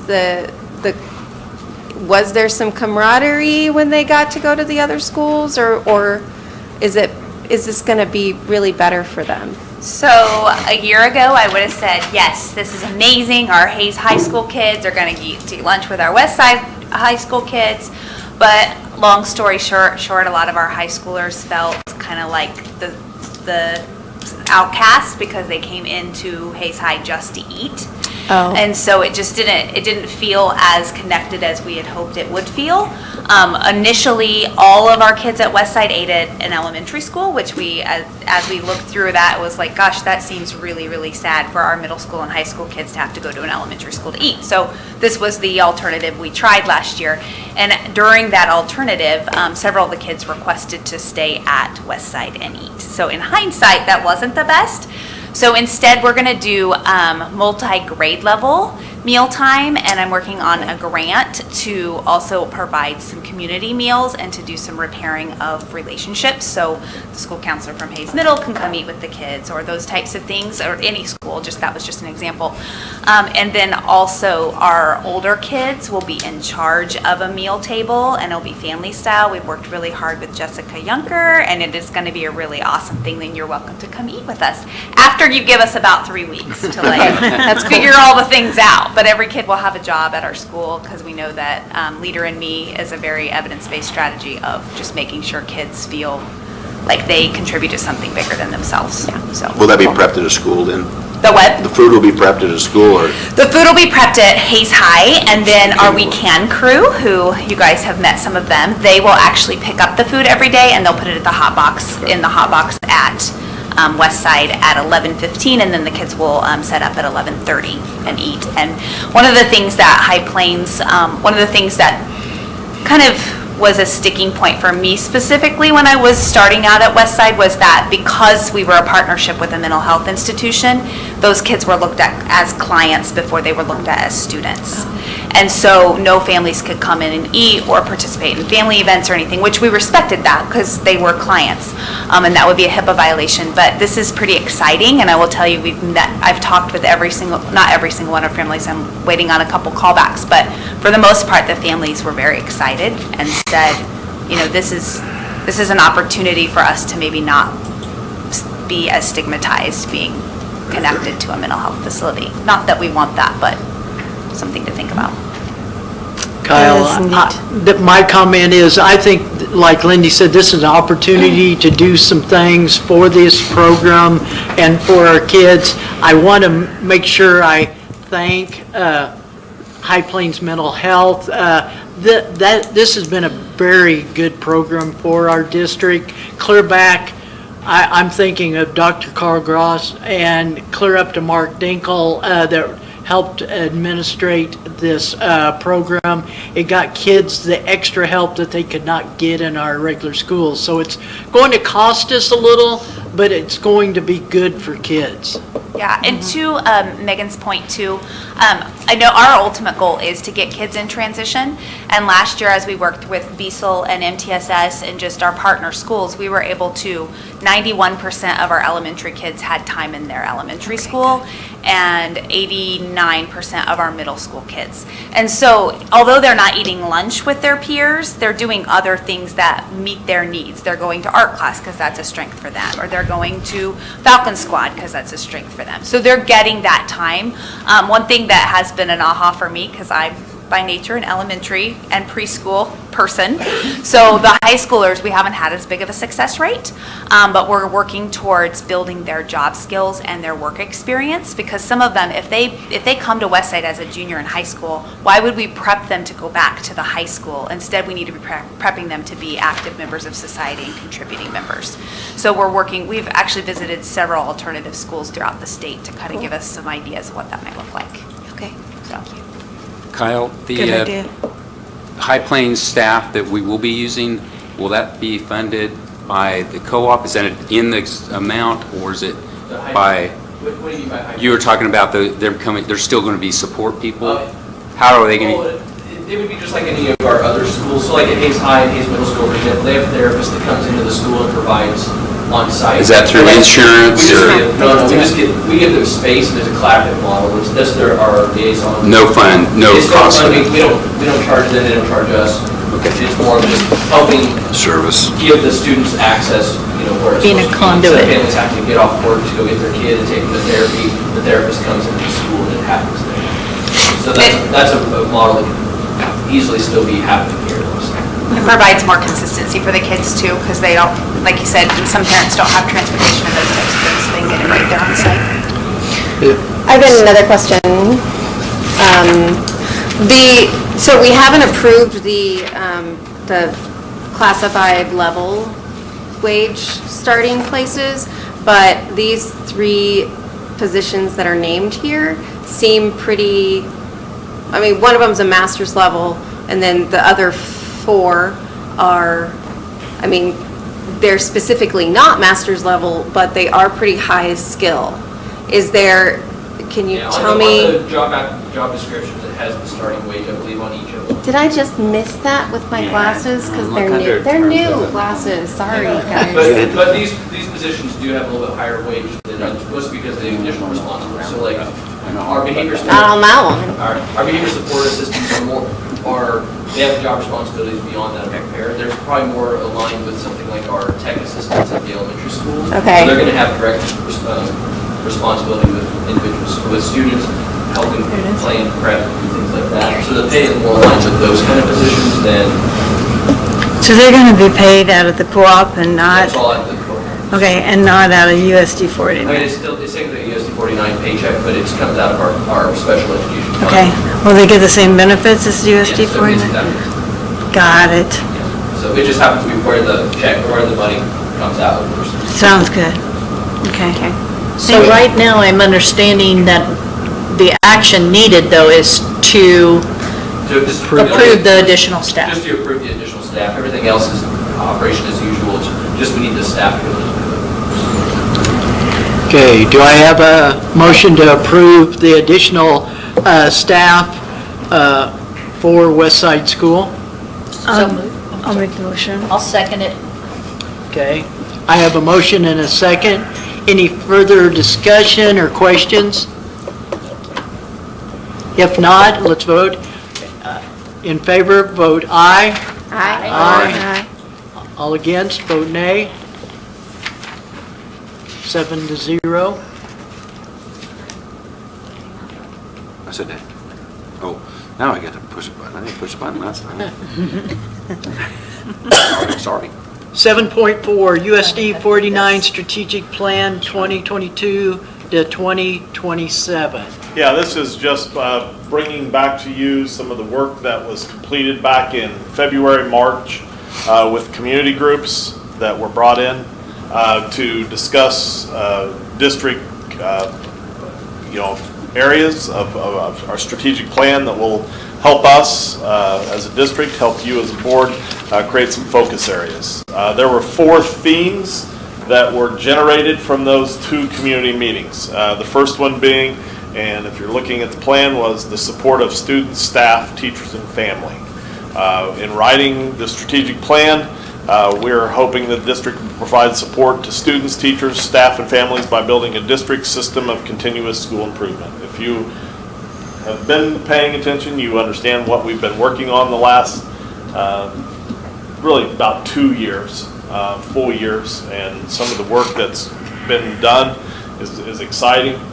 We still have some work to go, but by giving that support, we'll be able to meet the needs of students and families, and for by the needs of their kids. And so just this continuous school improvement with our clarity of focus, shared leadership, collective expertise, and collaborative inquiry, we are all ensuring that academic achievement gaps will be closed for all students. And that's really what this is about, folks, is we're going to really start dialing in on gaps and closing those gaps. It's something we always talk about in education, but this really is data-driven, and we'll be able to show where we're closing some gaps, and I feel really confident we'll be able to do that with some of the work that's been done. The next area was retain and attract quality educators. Wrote the focus area as the district will ensure that systems are in place that will attract, support, develop, and retain high-quality educators. If you just look at this, if we put these systems, by ensuring that our effective systems are in place to retain and attract quality educators, the district will guarantee student success with knowledgeable and capable staff. One thing I probably didn't mention in the first one as well as this one, we do have some indicators that we'll look at, and this will be, if you fast forward to August probably of 2023 when we do our board retreat, that will be part of the process. We won't do that this year because we won't, that's not the data that we're looking at. We'll have some baseline established, but we'll look at where we went from point A to point B. So that would be the second theme. The third theme that was generated by the community group was inclusivity and diversity. The focus being the district will ensure equitable learning opportunities for all students will be available by removing barriers that would discourage inclusivity and diversity. And we'll have some indicators once again. And just by ensuring that all students will be supported with opportunities to be successful, the district will eliminate barriers that will help improve inclusivity and diversity for all students.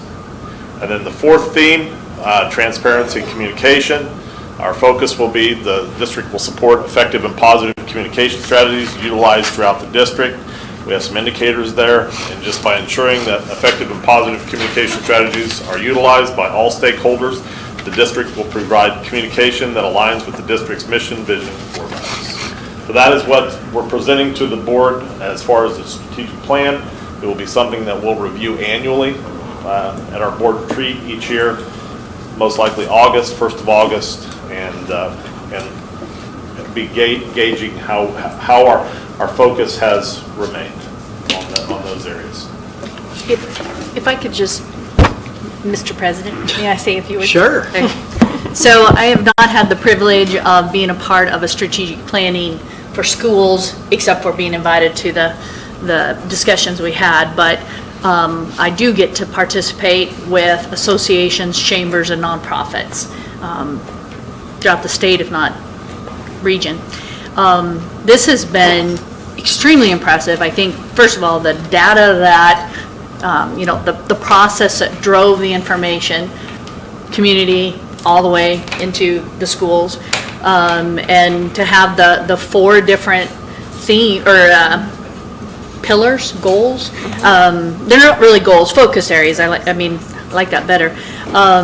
Seems to be very consistent in terms of what you find in the other similar non-education world, but proud of what we've done, proud of how you're tying it to what we've already done with the indicators that are driving our school forward. So I'm so impressed with what we've ended up with. Those were good meetings. Those were Yeah, very, they very were. good meetings, Yeah. especially for the community to buy in and have an input. And the teachers, yeah, no.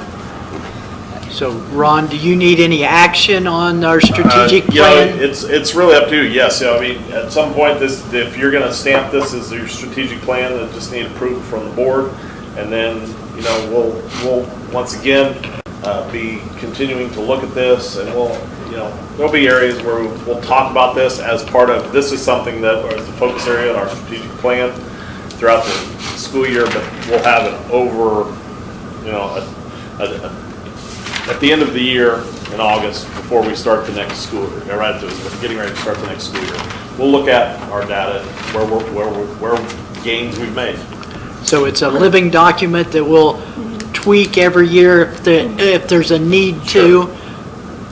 I have would some say- questions about kind of the I don't know, format. Okay. Right now you have A1, A4, B1. Where do you those have like are- assignments written out and that stuff If you- is what you're going to work on Those over are there? our and then we'll visions, just keep this? on our vision statements. Is that what they Yes, are? that's They part of- match, yeah. That if, on the 489 vision, there are indicators that, and I could have grabbed all of them, but I thought, I'll just grab the ones that I feel like really focus in on those areas. Okay. So if we want to put more indicators, they're on that list.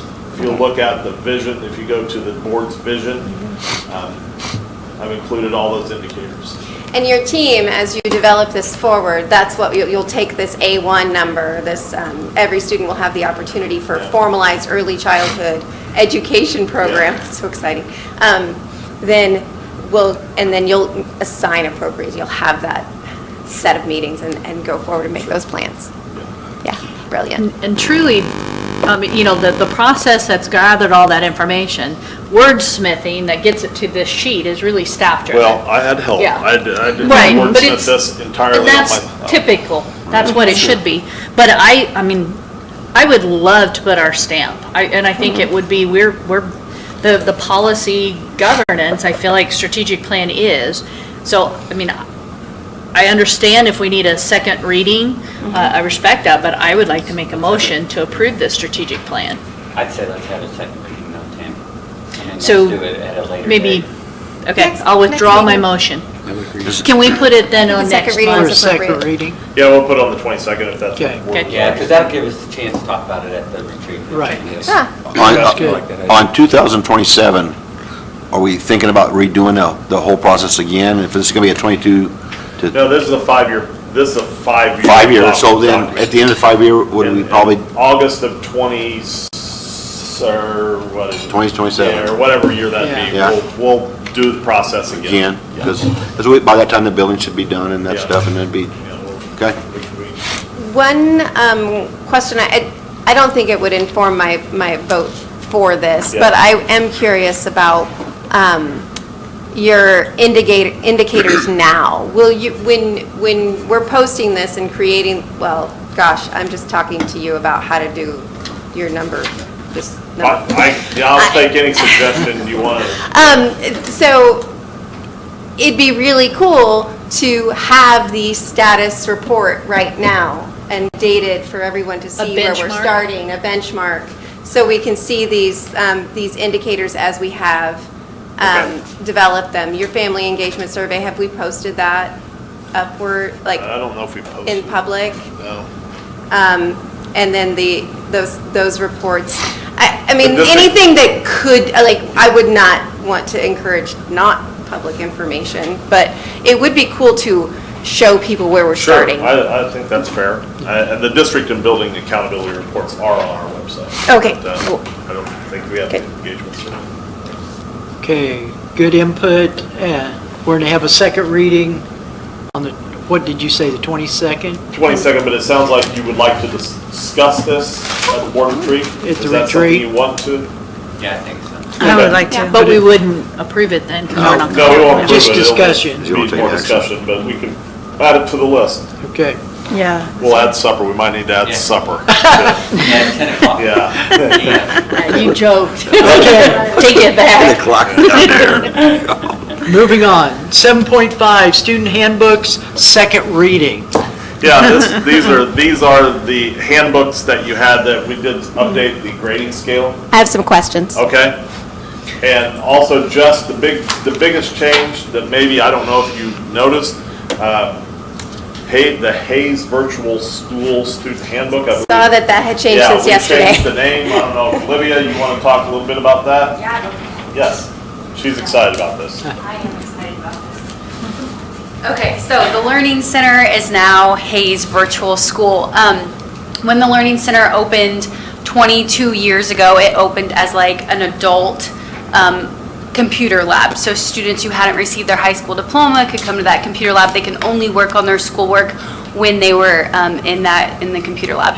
Fast forward 22 years, and we're now serving more high school students, and they now have freedom of time and place. So while we have a computer lab that they can come work at, they actually have access to their curriculum anywhere that they have internet and a computer. So with all of these changes that have happened, we kind of are rebranding. We kind of want to get away from that stereotype of we only serve adult students. We're actually serving any student grade 9 through 12. So with that, we wanted to change our name. It was a pretty easy process. We thought Hayes Virtual School was safe, and it kind of, I mean, we're Hayes and we're a virtual school. So we're excited for the name change, but there's a lot that goes with that. So in the handbook, if it says Learning Center anywhere, please let me know and I will go change that. I tried to catch all of them, but that's probably our biggest change in the handbook for us is our name. That's I excellent. think also an advantage to the name is sometimes we have students who choose to do an online, families who want online. Well, sometimes people don't really understand unless they're really dialed in. They don't really understand that the Learning Center did offer it, but the Learning Center doesn't really promote that. And so if it's a family that is maybe moving into our community that's wanting online or a virtual, academic opportunity, that they can look at our website and go, oh, that's what that, sometimes Learning Center didn't necessarily tell you. This will translate. Yes. A little bit better. And then, it helps us because sometimes we can capture those kids.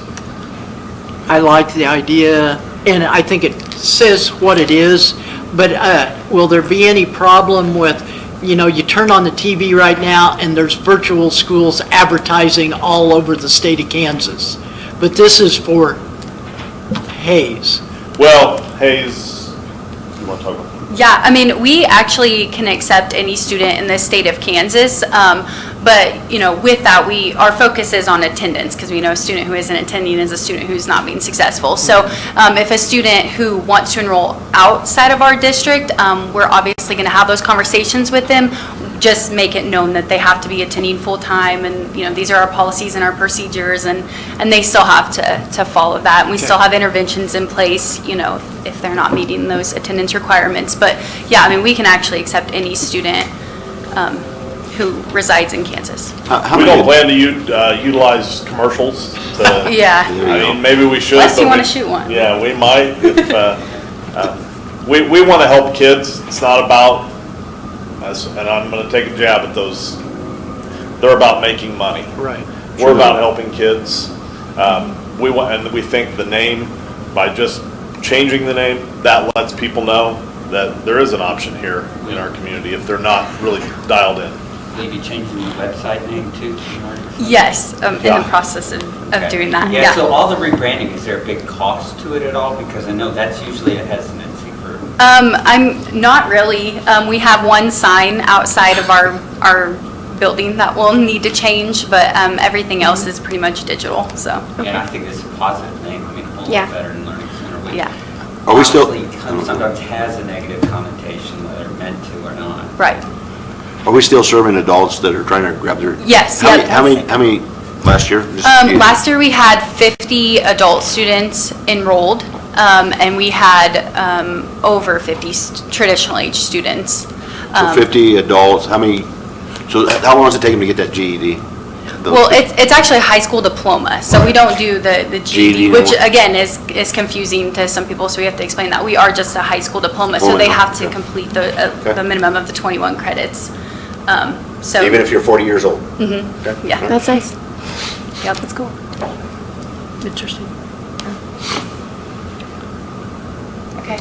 Thank you. So a person doesn't have to physically attend the building No, for they the don't. virtual school? They used But to. they can? But they can, yep. So we have Because our. you have computers and equipment there for people. Yep. Do we issue computers to them to take home? So we used to, but our enrollment got too big that we don't have enough available technology. But First Call for Help here in Hayes, they rent out computers. And so anytime we have students enroll, we always send them over to First Call for Help, and they have never turned down a student.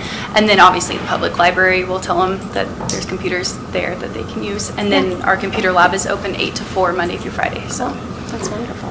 So Olivia, when you said then, like, we have rules kind of or requirements for attending, you use that loosely in that they need to be attending to their classes, whether it's virtually Yeah. or in the lab. Yeah, depending on their age, they have to meet a certain percentage and, yeah. And then she's entering year 3 of a 3-year agreement with Edgenuity, which delivers our online courses. So we will be looking this year as reviewing, is Edgenuity still what we want to use? Is there something out there?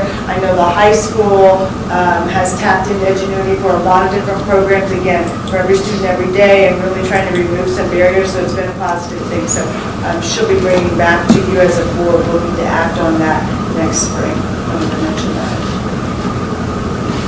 When I skimmed through last month and this month, that's the only change I'm seeing, that's correct, is the name? Right, yep. Yeah. And the grading scale. And the grading scale, yeah, which is But that was now, last month, when we read it first. we knew that. Oh, okay, yep. Yeah. Okay, 7.5 is the second reading for the district elementary handbook, the HMS middle school handbook, and now the Hayes Virtual School Student Handbook. I have some more questions. Okay. So, Who are they going to? they're generic. Okay. I saw in the, let's see, elementary handbook that there's remarks about weather for cold and precipitation. I'm sorry. There's remarks about cold and precipitation Okay. for outdoor recess, but there's no heat limit. Yeah, Is they that do something that follow- you've they set do district-wide? follow- I don't, they do 5, no, if it were 105 today, they wouldn't go outside. Okay. There's many days where they don't go out, they stay inside. Should there be a remark about that? Yeah, I mean, I can ask about that, but I know they don't go outside on really hot days. The other part that I noticed was that there's, and this applies to both the elementary and the middle school handbooks. There's notes about visitation, but I'm not sure they're in line with our new technology that we're purchasing for the school year. Oh, the safety And our technology. safety and our new secure entries. Okay. And okay, well, I didn't write down those page numbers. I wrote down different page numbers for different questions. Well, I see school visitation on the elementary, is that? Yeah, I really like how this throughout both handbooks, by the way, there's a whole lot of references to parents visiting and talking to teachers and building relationships and being welcome. That's really nice, but there's just that one statement about how to visit. They see the visitor's badge, that one? Something like that. All visitors must check in the main office upon arrival, receive a visitor's badge before going anywhere in the building. First-time visitors should bring a state-issued picture ID such as a driver's license. Aren't we required to show two? No. No? Not So with I the was talking about system the that new we- tech, I thought there It was will- something it will different. It will read a driver's license. Okay. Also, there were calendars, and I think the elementary had had no calendar? One of them had a calendar that was wrong, and one of them didn't have a calendar at all, but I think there was a space for it, so it wasn't ready for, Middle school. it's old. Okay, That's what it is. we probably, we'll change that. And then I wanted to mention the discrepancy between the non-discrimination statement and then a religion being specifically outlawed in the dress code. Is that in both, in all of them? In both, actually, it's in all three.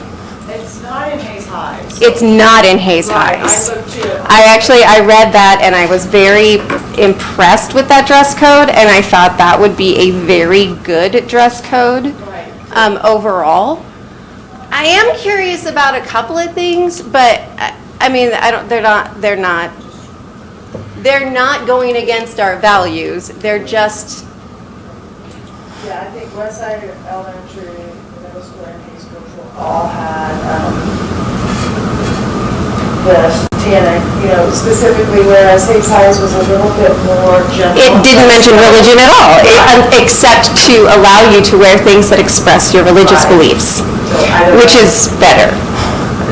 And they're very close, I don't know what the feelings about them being consistent, but depending on when you Yeah. look at Hayes High. Yeah. The litmus test for anything is really not about moral judgment, it's Right. about disruption. Well, And okay. So I'm not insinuating anything, but I'm saying that's as, from an administrative standpoint, and I think that's maybe why that is written in there. About 40 years ago, there were a whole lot of people who were very concerned with a particular kind of thing that people were claiming to have happen all over the country. It wasn't really, and but it made it into documents like this, and it's probably just a holdover. But it is interesting that, on the previous page, we have a non-discrimination statement. We have it up on our wall, that we value diversity and we value inclusion. Sure. And then we specifically say the name of one religion in the no list. Sure. And I would challenge someone to put their own religion in that space and see how it feels. So, Yeah, I mean, if it's the board's discretion to take this back and have the, rework, we can definitely do that. But just so you understand, it's really from an administrative standpoint, it's about disruption. If some attire is causing disruptions inside the school because of what it says or what message it gives, sometimes that's where that is revoked, that certain dress. well, and I would say that you could have any statement be disruptive if the right person got a hold of it and twisted it. Sure. So the disruption is not the clothing, the disruption is the person behaving in a disruptive manner.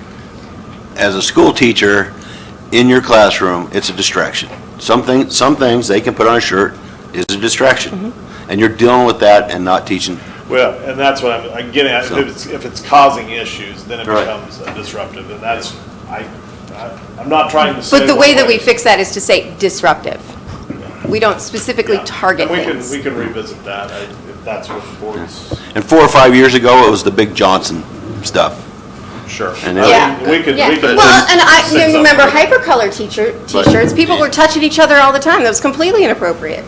So, But again, it wasn't the hypercolor t-shirt, it was the behavior. So to, well, the Johnson shirts are the the shirts. Johnson, So I disagree with some of that. Well, if you really want the whole, how it all started, really in terms of, it was the Vietnam War.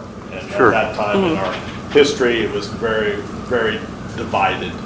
And people started wearing attire that made statements about war and their feelings, and that's really what became the test case for schools in terms of being able to manage dress codes, is that disruptive nature. I do like the idea of putting, items of apparel that are considered distracting, unsafe, offensive, revealing, or suggestive. This is on the Hayes, it's the same language for both of them. I'm on page 8 on the Hayes Middle School, I'm not sure which one. It is on the elementary. Page 8 also. Page 8, So. page 6 on the middle Revealing or school. suggestive, and then it says direct or indirect reference to alcohol, drugs, sex, profanity, gang affiliation, Satanism, tobacco. I like putting item, of disruption, of disruptive nature. Now, I know that gets subjective, though. That's the direction the board chooses to go in terms of we can take that back and, Would there be a way, would it put it too late in the summer if we do a second reading again with the second reading for the high school Well, and do I them would- all? Here's what I'm probably planning to do is bring it to you on August 5th, all of this, or whatever. Handbooks have not been approved, and just have you approve that by August 5th, so that we do have it in place by the start of school in September. Okay. So, Oh, I think we can, if that's what the board's discretion is in terms of, If you look on page know, 6 out of 16. not wanting to approve, Is the one. I don't want to approve it with that in there. You want to bring it back to the retreat? Do I hear? I mean, is there a difficulty with putting any item of business on our retreat? no, it's a Okay. meeting. I mean, that's, I would say we need to get those handbooks approved so we can have them in place I'm by the all for 17th. approving them as is. That'll be the only thing, that'll be the only action item on that Okay. meeting. We don't print them anymore, we just, they're on. No, so that's the great thing about this is if this were 10 years ago, we've been like, no, we need a decision because we got to get these things in front of. No, we're good. Yeah, I think it's fine to revisit that. and Okay. Come up with a smart decision rather than a decision. We'll present something, we'll talk to the administrators and try to get some. And bring it back. Agreement from them on what we feel comfortable with, and then we'll bring it back to you on the 5th. Okay. Thank you. Sounds good. Okay, 7.6, Student Handbook for Hayes High School, first reading. Yeah, what you have Hayes High, and you also have West Side. Of course, you've already heard from Lindy, but this is a new handbook. Right. Or, well, I don't say it's new. It's been revamped for the first time in 30 years. How about that? So it does look new. It looks pretty new. So Lindy put this together, and as well as the Hayes High, and there's lots of changes to Hayes High. So if you do have anything that specifically you'd like for me to ask about before the 5th to get feedback, I'd appreciate that. So we can, in a sense, kind of finalize that on the 5th. And we'll plan on then taking all of these, even the ones that are first read tonight, to the agenda, or to the To the retreat. retreat. Okay. Yeah. And make it an action item at Yes. the retreat. Yeah, it'll be the only action item on that agenda. Okay, 7.7, request for approval for the purchase of student iPads for Hayes Middle School. Okay, back in May, you guys gave approval to purchase these 800 iPads with ECF funding, the connectivity funding. This is part of the COVID funds, and we are still in the running. We are absolutely still in the running. We still feel very optimistic we will receive that funding. We just have not heard back from them yet, and I think so. Our goal would be to go ahead, purchase these at the full price, $340,000, I believe. 54,000. Yeah, 354. Once we get, and it doesn't affect our ECF funding, it did affect it back when you approved this in May. We could not purchase after July 1. And now that it's July 1, we can go ahead and purchase the entire iPads and then get refunded. If we would have purchased before July 1, we would not have been able to reimburse ourselves that money. And that's why we did not do it at that time. We were hoping we would hear, we just have not. So we would like to go ahead and approve this, ask for your approval of purchasing these iPads. It's still going to put us beyond the start of school, but we understand that's just the dilemma. These iPads are set to be rotated out anyway. And so this is just speeding up the process, hopefully. And like I said, we're very hopeful we will be received. So the ECF funding is just a great thing, but understand, had that not ever come about, we would be paying the full price regardless. So we're still hopeful we'll receive some. Mr. President, Yes. I move that we purchase the 800 iPads for Hayes Middle School. Second. I have a motion and a second to go ahead and approve the purchase of 800 iPads at Hayes Middle School, not using the ECF funding at this time. Yeah. Until it's granted. Any further discussion? I have a question. Sure. So what devices will they start this year with? We use They'll start with the iPads. the iPads, the old Yeah. ones, and then we're going to switch out? Then we'll Yeah. switch out? Yeah, and once we get them, we'll switch them out. Okay. Okay, any further discussion? If not, if you're approved the purchase of the iPads, vote aye. Aye. Against, vote nay. I have 7-0.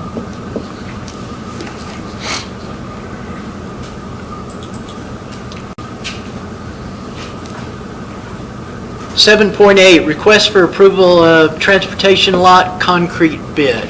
Yeah, and this is one that, as far as we're starting to look a little bit at some of our capital outlay projects, and we'll look at those projects differently than we would have before May 10th. As now, a lot of the things that are on our 5-year capital outlay plan will be taken care of by the bond. So this is exciting, this is very exciting, because this is something that was slated a year from now, next summer.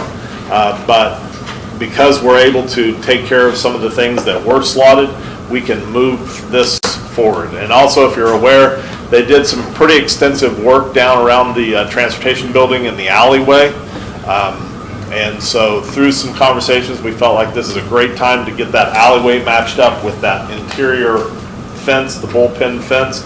Will be an entirely paved concrete lot for our buses that park in there every day. We also do transfer of students inside that, which is great because on those wet, mucky days, kids will not be slopping in mud and whatever else is out there. So this is really a good thing. And so we're just asking approval for commercial builders of bid of $165,258 to. What's the timeline? Well, the goal would be we're looking probably, I would guess, it'll be after school starts. So, but we've made arrangements that we'll move the buses and the outside the fence. They're 1 month. It'll take them about 1 month to complete this project. So we have to clear it out? Yeah. Leave it open for... Yeah. But it Part of looks the like, bid spec was being able to hit that timeline. Sure. hopefully get there before the snow. Get it done. Yeah. And I know, one thing I just thought of, and I know it was probably thought out when they did the bid, was with that big area of concrete, the drainage, if it ever rains again, will go, there's a water where it would go. A lot of them ran down that alleyway where they just redid. Sure, A lot of- they'll shoot it. Shoot it down the Yeah, alley. they'll shoot it and grade it and do all that stuff that gets that water to move away from that Okay. building. I'd like to make the motion if I may, sir. I have one Sure. more, ask a Okay. question. The parking on the south side of the building, it was not part, I mean, did the city take care of that, or did we have to pay that extra? That was the city. The city did all that City for us? did the alley. While The they alley. were doing that, then we basically shot and kind of lined in and did a little bit of concrete work to be ready to come in and. So that was our, Could. part of our, Up to the building. Right, Yeah. right. Yeah. So we had a little bit there, and even right up against the alley, like up against the fence, we were able to work with like Midwest to move some poles and. Clean that and out. basically get the whole, kind of that piece of the site prep done while they were coming through and doing the alley. So now we're ready to. it looks really nice. Yeah. So it made it nice to be able to slide right into the big project now because we've already got some of that stuff rolling, so. Okay. So did we use their contractor that they were already pouring there since they were already there? That's TNT. Yep. Travis Zimmerman. Yeah. Any other discussion, questions? Thank you. Tammy, you have a motion? I'd like to make the motion to approve the bid from Commercial Builders for concrete paving of transportation bus lot for $165,258. I second. I have a motion and a second to approve the transportation lot concrete bid for Commercial Builders. All in favor, vote aye. Aye. Aye. All against, vote nay. I have 7-0.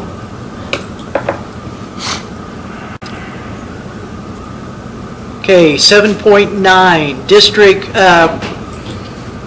property boundaries of Laughlin Elementary / TMP Field. This is just something that was requested. I requested that one. Yeah. I got two comments.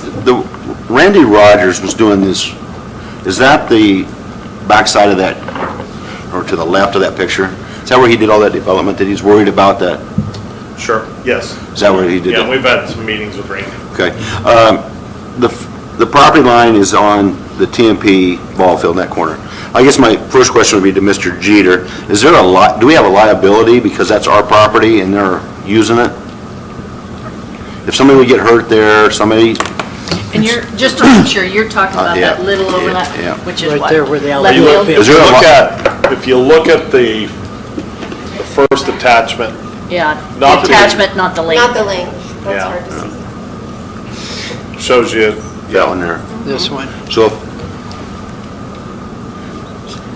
So the TMP ball field's on USD 49 ground. If somebody gets hurt there, is this school district liable? Well, give me facts. Some kid gets hurt and we have a lawsuit and we're in the courtroom. Just because somebody gets hurt doesn't mean there's any negligence attached. So they'd have to show some kind of negligence on 489, which would then place their complaint within the Kansas Tort Claims Act. Okay. Under the Kansas Tort Claims Act, depending on the facts of what caused the injury, we would have an exemption for recreational use property. Even though it's not our recreation, it'd be TMP's, it would be a permitted use. So I believe we'd have an exemption. So when Ron brought this issue to my attention, it's hard for me to visualize any factual situation that would present a concern for me. But if, say, somebody, if TMP was having a game there, and in their athletic event, somebody gets harmed or hurt because of us running into the wall, that would not be something we would have to incur in terms of, We would be exempt under the Tort Claims Act as that being a recreational use. okay, Wouldn't be any It's a different than a recreation. kid getting hurt playing a football game. okay. So do we have an agreement with TMP that they're to maintain that and that fence and that stuff? So I guess that'd be back to our. I don't think we actually have an agreement, no. Well, I assume we're talking about a fence Well, I'm sure that outfield fence is. on the left field that Right. TMP built and maintains. I would assume that, but Yeah. assuming it gets you in the, you know what I'm saying? So if there's not a contract or an agreement that says that they're gonna maintain it, that's on our property, then I don't know if we're not opening ourselves up for some issues. If we don't have a contract with them that says, hey, that property's on 49, we expect you to maintain and keep that area safe, and then if something ever happens, I think our liability is. Well, we still are exempt under the Tort Claims Act. Unless we, 489, has some gross or wanton conduct which caused the injury. I understand that. I think if I we don't, went- I don't know what that would be. Well, I'll give you an example of, let's just say we decide we're gonna go put a steel post on the outside of that fence, a kid goes flying over the fence and hits, then maybe that would be a negligence where Sure. you know, a nuisance, you know. Doesn't make a lot of sense, but I think we do kind of monitor it that way, that we wouldn't allow that to happen outside that area. And we don't charge them a fee then, or any type of financial No. use for that? I don't know, yeah. Yeah. It'd be pretty small. Oh, we use a driveway over there for 20 minutes. Yeah. We're paying $60,000, so Yeah. that's pretty small to me too. So, Okay, okay. Thank you. any further discussion, questions?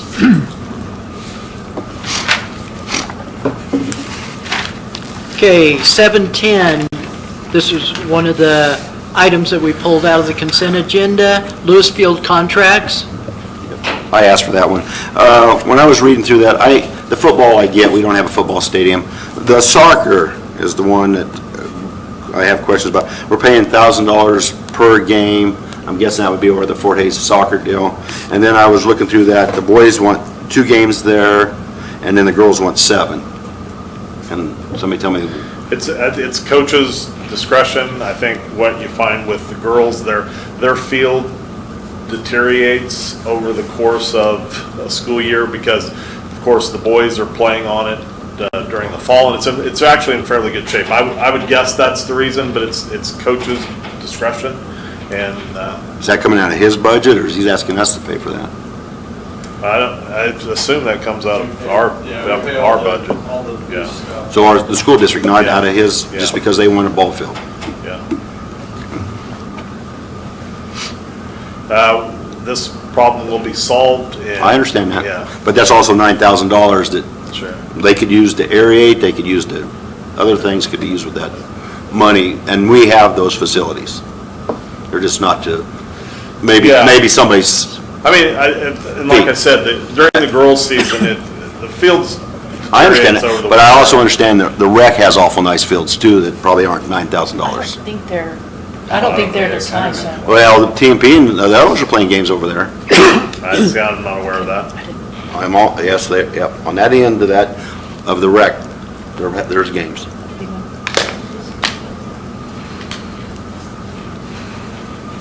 So. That'd be my question, that's all I have about that one. Okay, do I have a motion to approve the Lewisfield contracts? I guess I do have a bit of a question about, so we charge ticket prices, we charge for tickets. Do the tickets come back to pay this? Yeah. Or do they, go in a different, No, we recoup. Of course, we're paying for officials and workers, and so you don't recoup enough. All of it. To pay. no. Unless it's a homecoming game. maybe. And that goes into the athletic. Is there also department. are there also tickets sold to soccer games or not? You know, the soccer games I've attended, are there? I have not paid. I was gonna say, I've never seen ticket takers in soccer games I've been at, but maybe I've missed them. I have not paid. They're usually there. You have to show your ID. Do you? Oh, that might be why I'm not paying. Yeah. All right, there we go. They know you. Well, I got the ID too. I didn't think of that. so. Okay. I'd like to make the motion, Mr. President, let me get there, to approve this contract as presented. I second. Okay, I have a motion and a second to approve the Lewisfield contracts. Any further discussion? In favor, vote aye. Aye. Aye. Against, vote nay. Nay.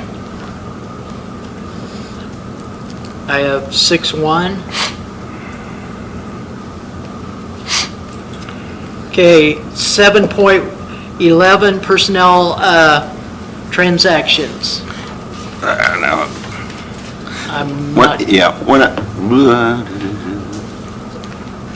when I was reading this one, there was a chart, there it is, entry base wages, that's the beginning. is there the top end, which I had not found, how high they can go for each one of those?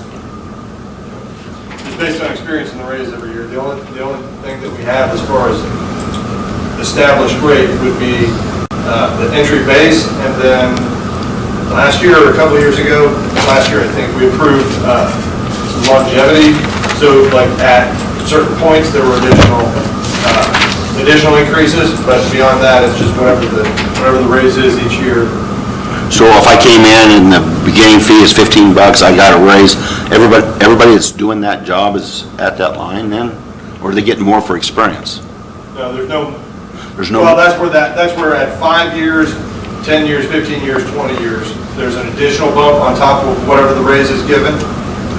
And where's that information? That's in the classified handbook. So that'd be the case for any classified position, 9 months or 12 months. Okay, all right, okay. And then does it stop at, I guess is where you were saying, does it stop then, they stop getting bumps after 20 years or whatever? Is there a lock or top to that? There's not a top to that. I'll have to go back and look and see. I can't say off the top of my head. I know it goes up to 20, because I think at 5, it's a 1% on top of, again, this is whatever raises are decided, then after that's established, at 5 years, it's 1%, at 10 and 15, I think it's 1.5, at 20, it's 2, but I'm not sure of, like at 25 and 30, if it stays at 2 or if that changes. I don't remember. Could you send that to me? I would like to look at that. Okay. That's the only question I had about that. Okay, any other questions on the personnel transactions? If not, do I have a motion to approve? So moved. Second. I have a motion and second to approve the personnel transactions. If you're in favor, vote aye. Aye. Aye. Against, vote nay. 7-0. Board of Education Attorney, 7.12. Yes, I'd like to just have a little bit of discussion on this. When I went back 2018, 2019, and 2020, it was always in the discussion item and not in the consent agenda. So last year we didn't have it at all. So, but things have changed since then, and I looked at the contracts and they're basically the same. They have the $1,000 a meeting, unless there's 3 meetings, and it goes up to $3,000 for that month. But things have changed as far as our district, as far as how many meetings we've had. Just in case, last year we had 5 meetings that we only had, or 5 months that we only had 1 meeting. And so we have that in the contract that if there's a 3rd meeting, we compensate, which he should, for that 3rd meeting. But we don't have anything in the contract that if we only have 1 meeting, that maybe it should go down, because we had that November meeting that was canceled, and we have the 1 meeting now when we used to have 2 meetings in June and 2 meetings in July, and now we just have 1. So, maybe there could be an opportunity, and we could maybe postpone this to next month, and Mr. Jeter could look at the contract to see, because that responsibility has changed a little bit, because he's not required to be here when there's no meetings. But we only have that 2 meeting option, even though we only have 1 meeting those months. The other thing is, some of the responsibilities changed, where before he used to do our negotiations for the custodians or maintenance, and we don't have that anymore. The union is not available, so that's out of his responsibilities. So That was billed separately. that was one of the buildings. Negotiations and due process hearings historically were all billed separately. We don't do those anymore. The annual rate, yeah. Yeah. Yeah. So, I mean, the whole history behind this, I've been doing 49 school board work since 1975. And when I came back and started practicing with my father and brother and Ed Larson, my father was a school board attorney. So I started helping him, and ultimately it became my client. And I've represented a lot of school districts. And over the decades, we never went to school board meetings. Right. We were just paid an hourly rate for whatever work we were required to do. Do you remember what And year? most of it was negotiations and due process. We used to do a lot of due process, and those take a lot of time. Shanna can tell you that. We don't have them anymore. Negotiations, don't do those anymore. We used to do 4 or 5 school districts a year. But we got a time, maybe 10 years ago or so, when win-win bargaining came along, and school districts were incredibly underfunded and had no money. And so one of the things they couldn't do was pay increases in teacher salaries. And negotiations were pretty quick and easy. And so they quit using professional negotiators. I've always said the easiest teacher contract to settle is one where you have no new money. So, but and I know Richard Kane was the chief financial officer then, but the board decided they wanted me to come to meetings. So we tried to figure out something that would be a system that would be fair for everybody. And this retainer idea came up, and so that's where that originated from. Do you remember the year that was? Was it like 8 years ago? I was thinking 7 or 8 years ago.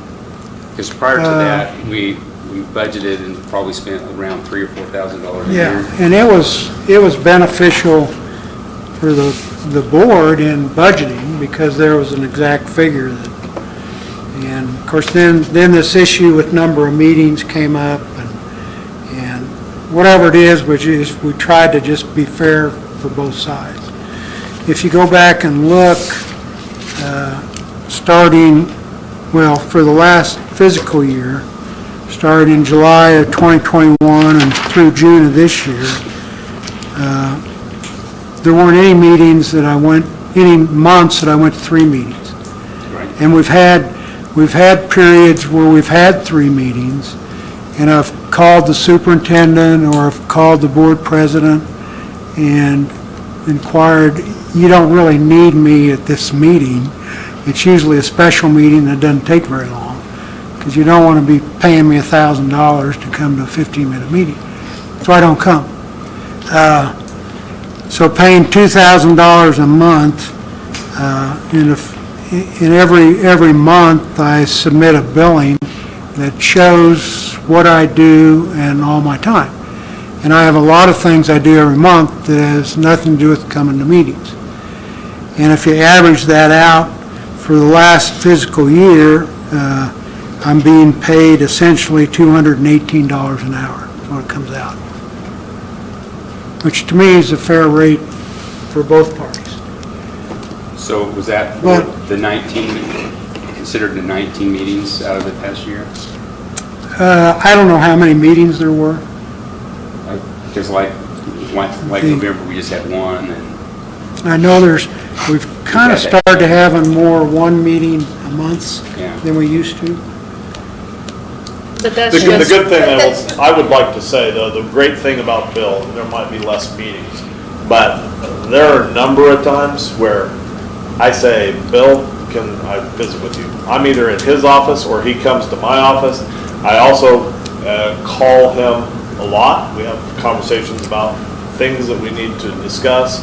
And of course, those are things that he's not billing us $218 an I've hour. also, as board president, called you numerous times throughout the year. Yeah. And I've had to call him when there was a conflict of interest and I had to get advice from him. So I think Bill is available. And you know, when you're looking at number of meetings, you're not looking at hours. And the fact is that a lot of our meetings go long, like our last one went 4 hours. You're talking, it's a reasonable rate that he's charging us. Okay. I don't think there's any. At this point, I'd like to make a motion to approve the attached contract for 2022-23 for the board attorney. Seconded. Is there further discussion? Hearing none. If you're in favor of the motion to approve the board attorney contract for 2022, vote aye. Aye. Against, vote nay. 7-0.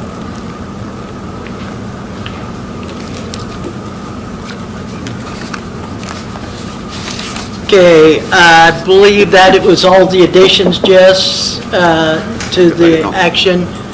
Okay, executive session. We do have an executive session, is that correct, Ron? Yes. I believe motion to go into executive session for personnel matters, for non-elected personnel in order to protect the privacy interests of identifiable individuals. We will need 20 minutes. 20 minutes. Who shall attend? This group and Bill. Okay, legal counsel, administration will attend. 5-minute break. A 5-minute break before, so the executive session will start at 9:15 till 9:35. We are at recess right now. I second that. Okay. That was your motion. I Okay, second we that. have a motion and second to go into executive session for personnel matters. Aye. Against, nay. She can put that up. 7-0. Got that one. There it is. People, they could disappear.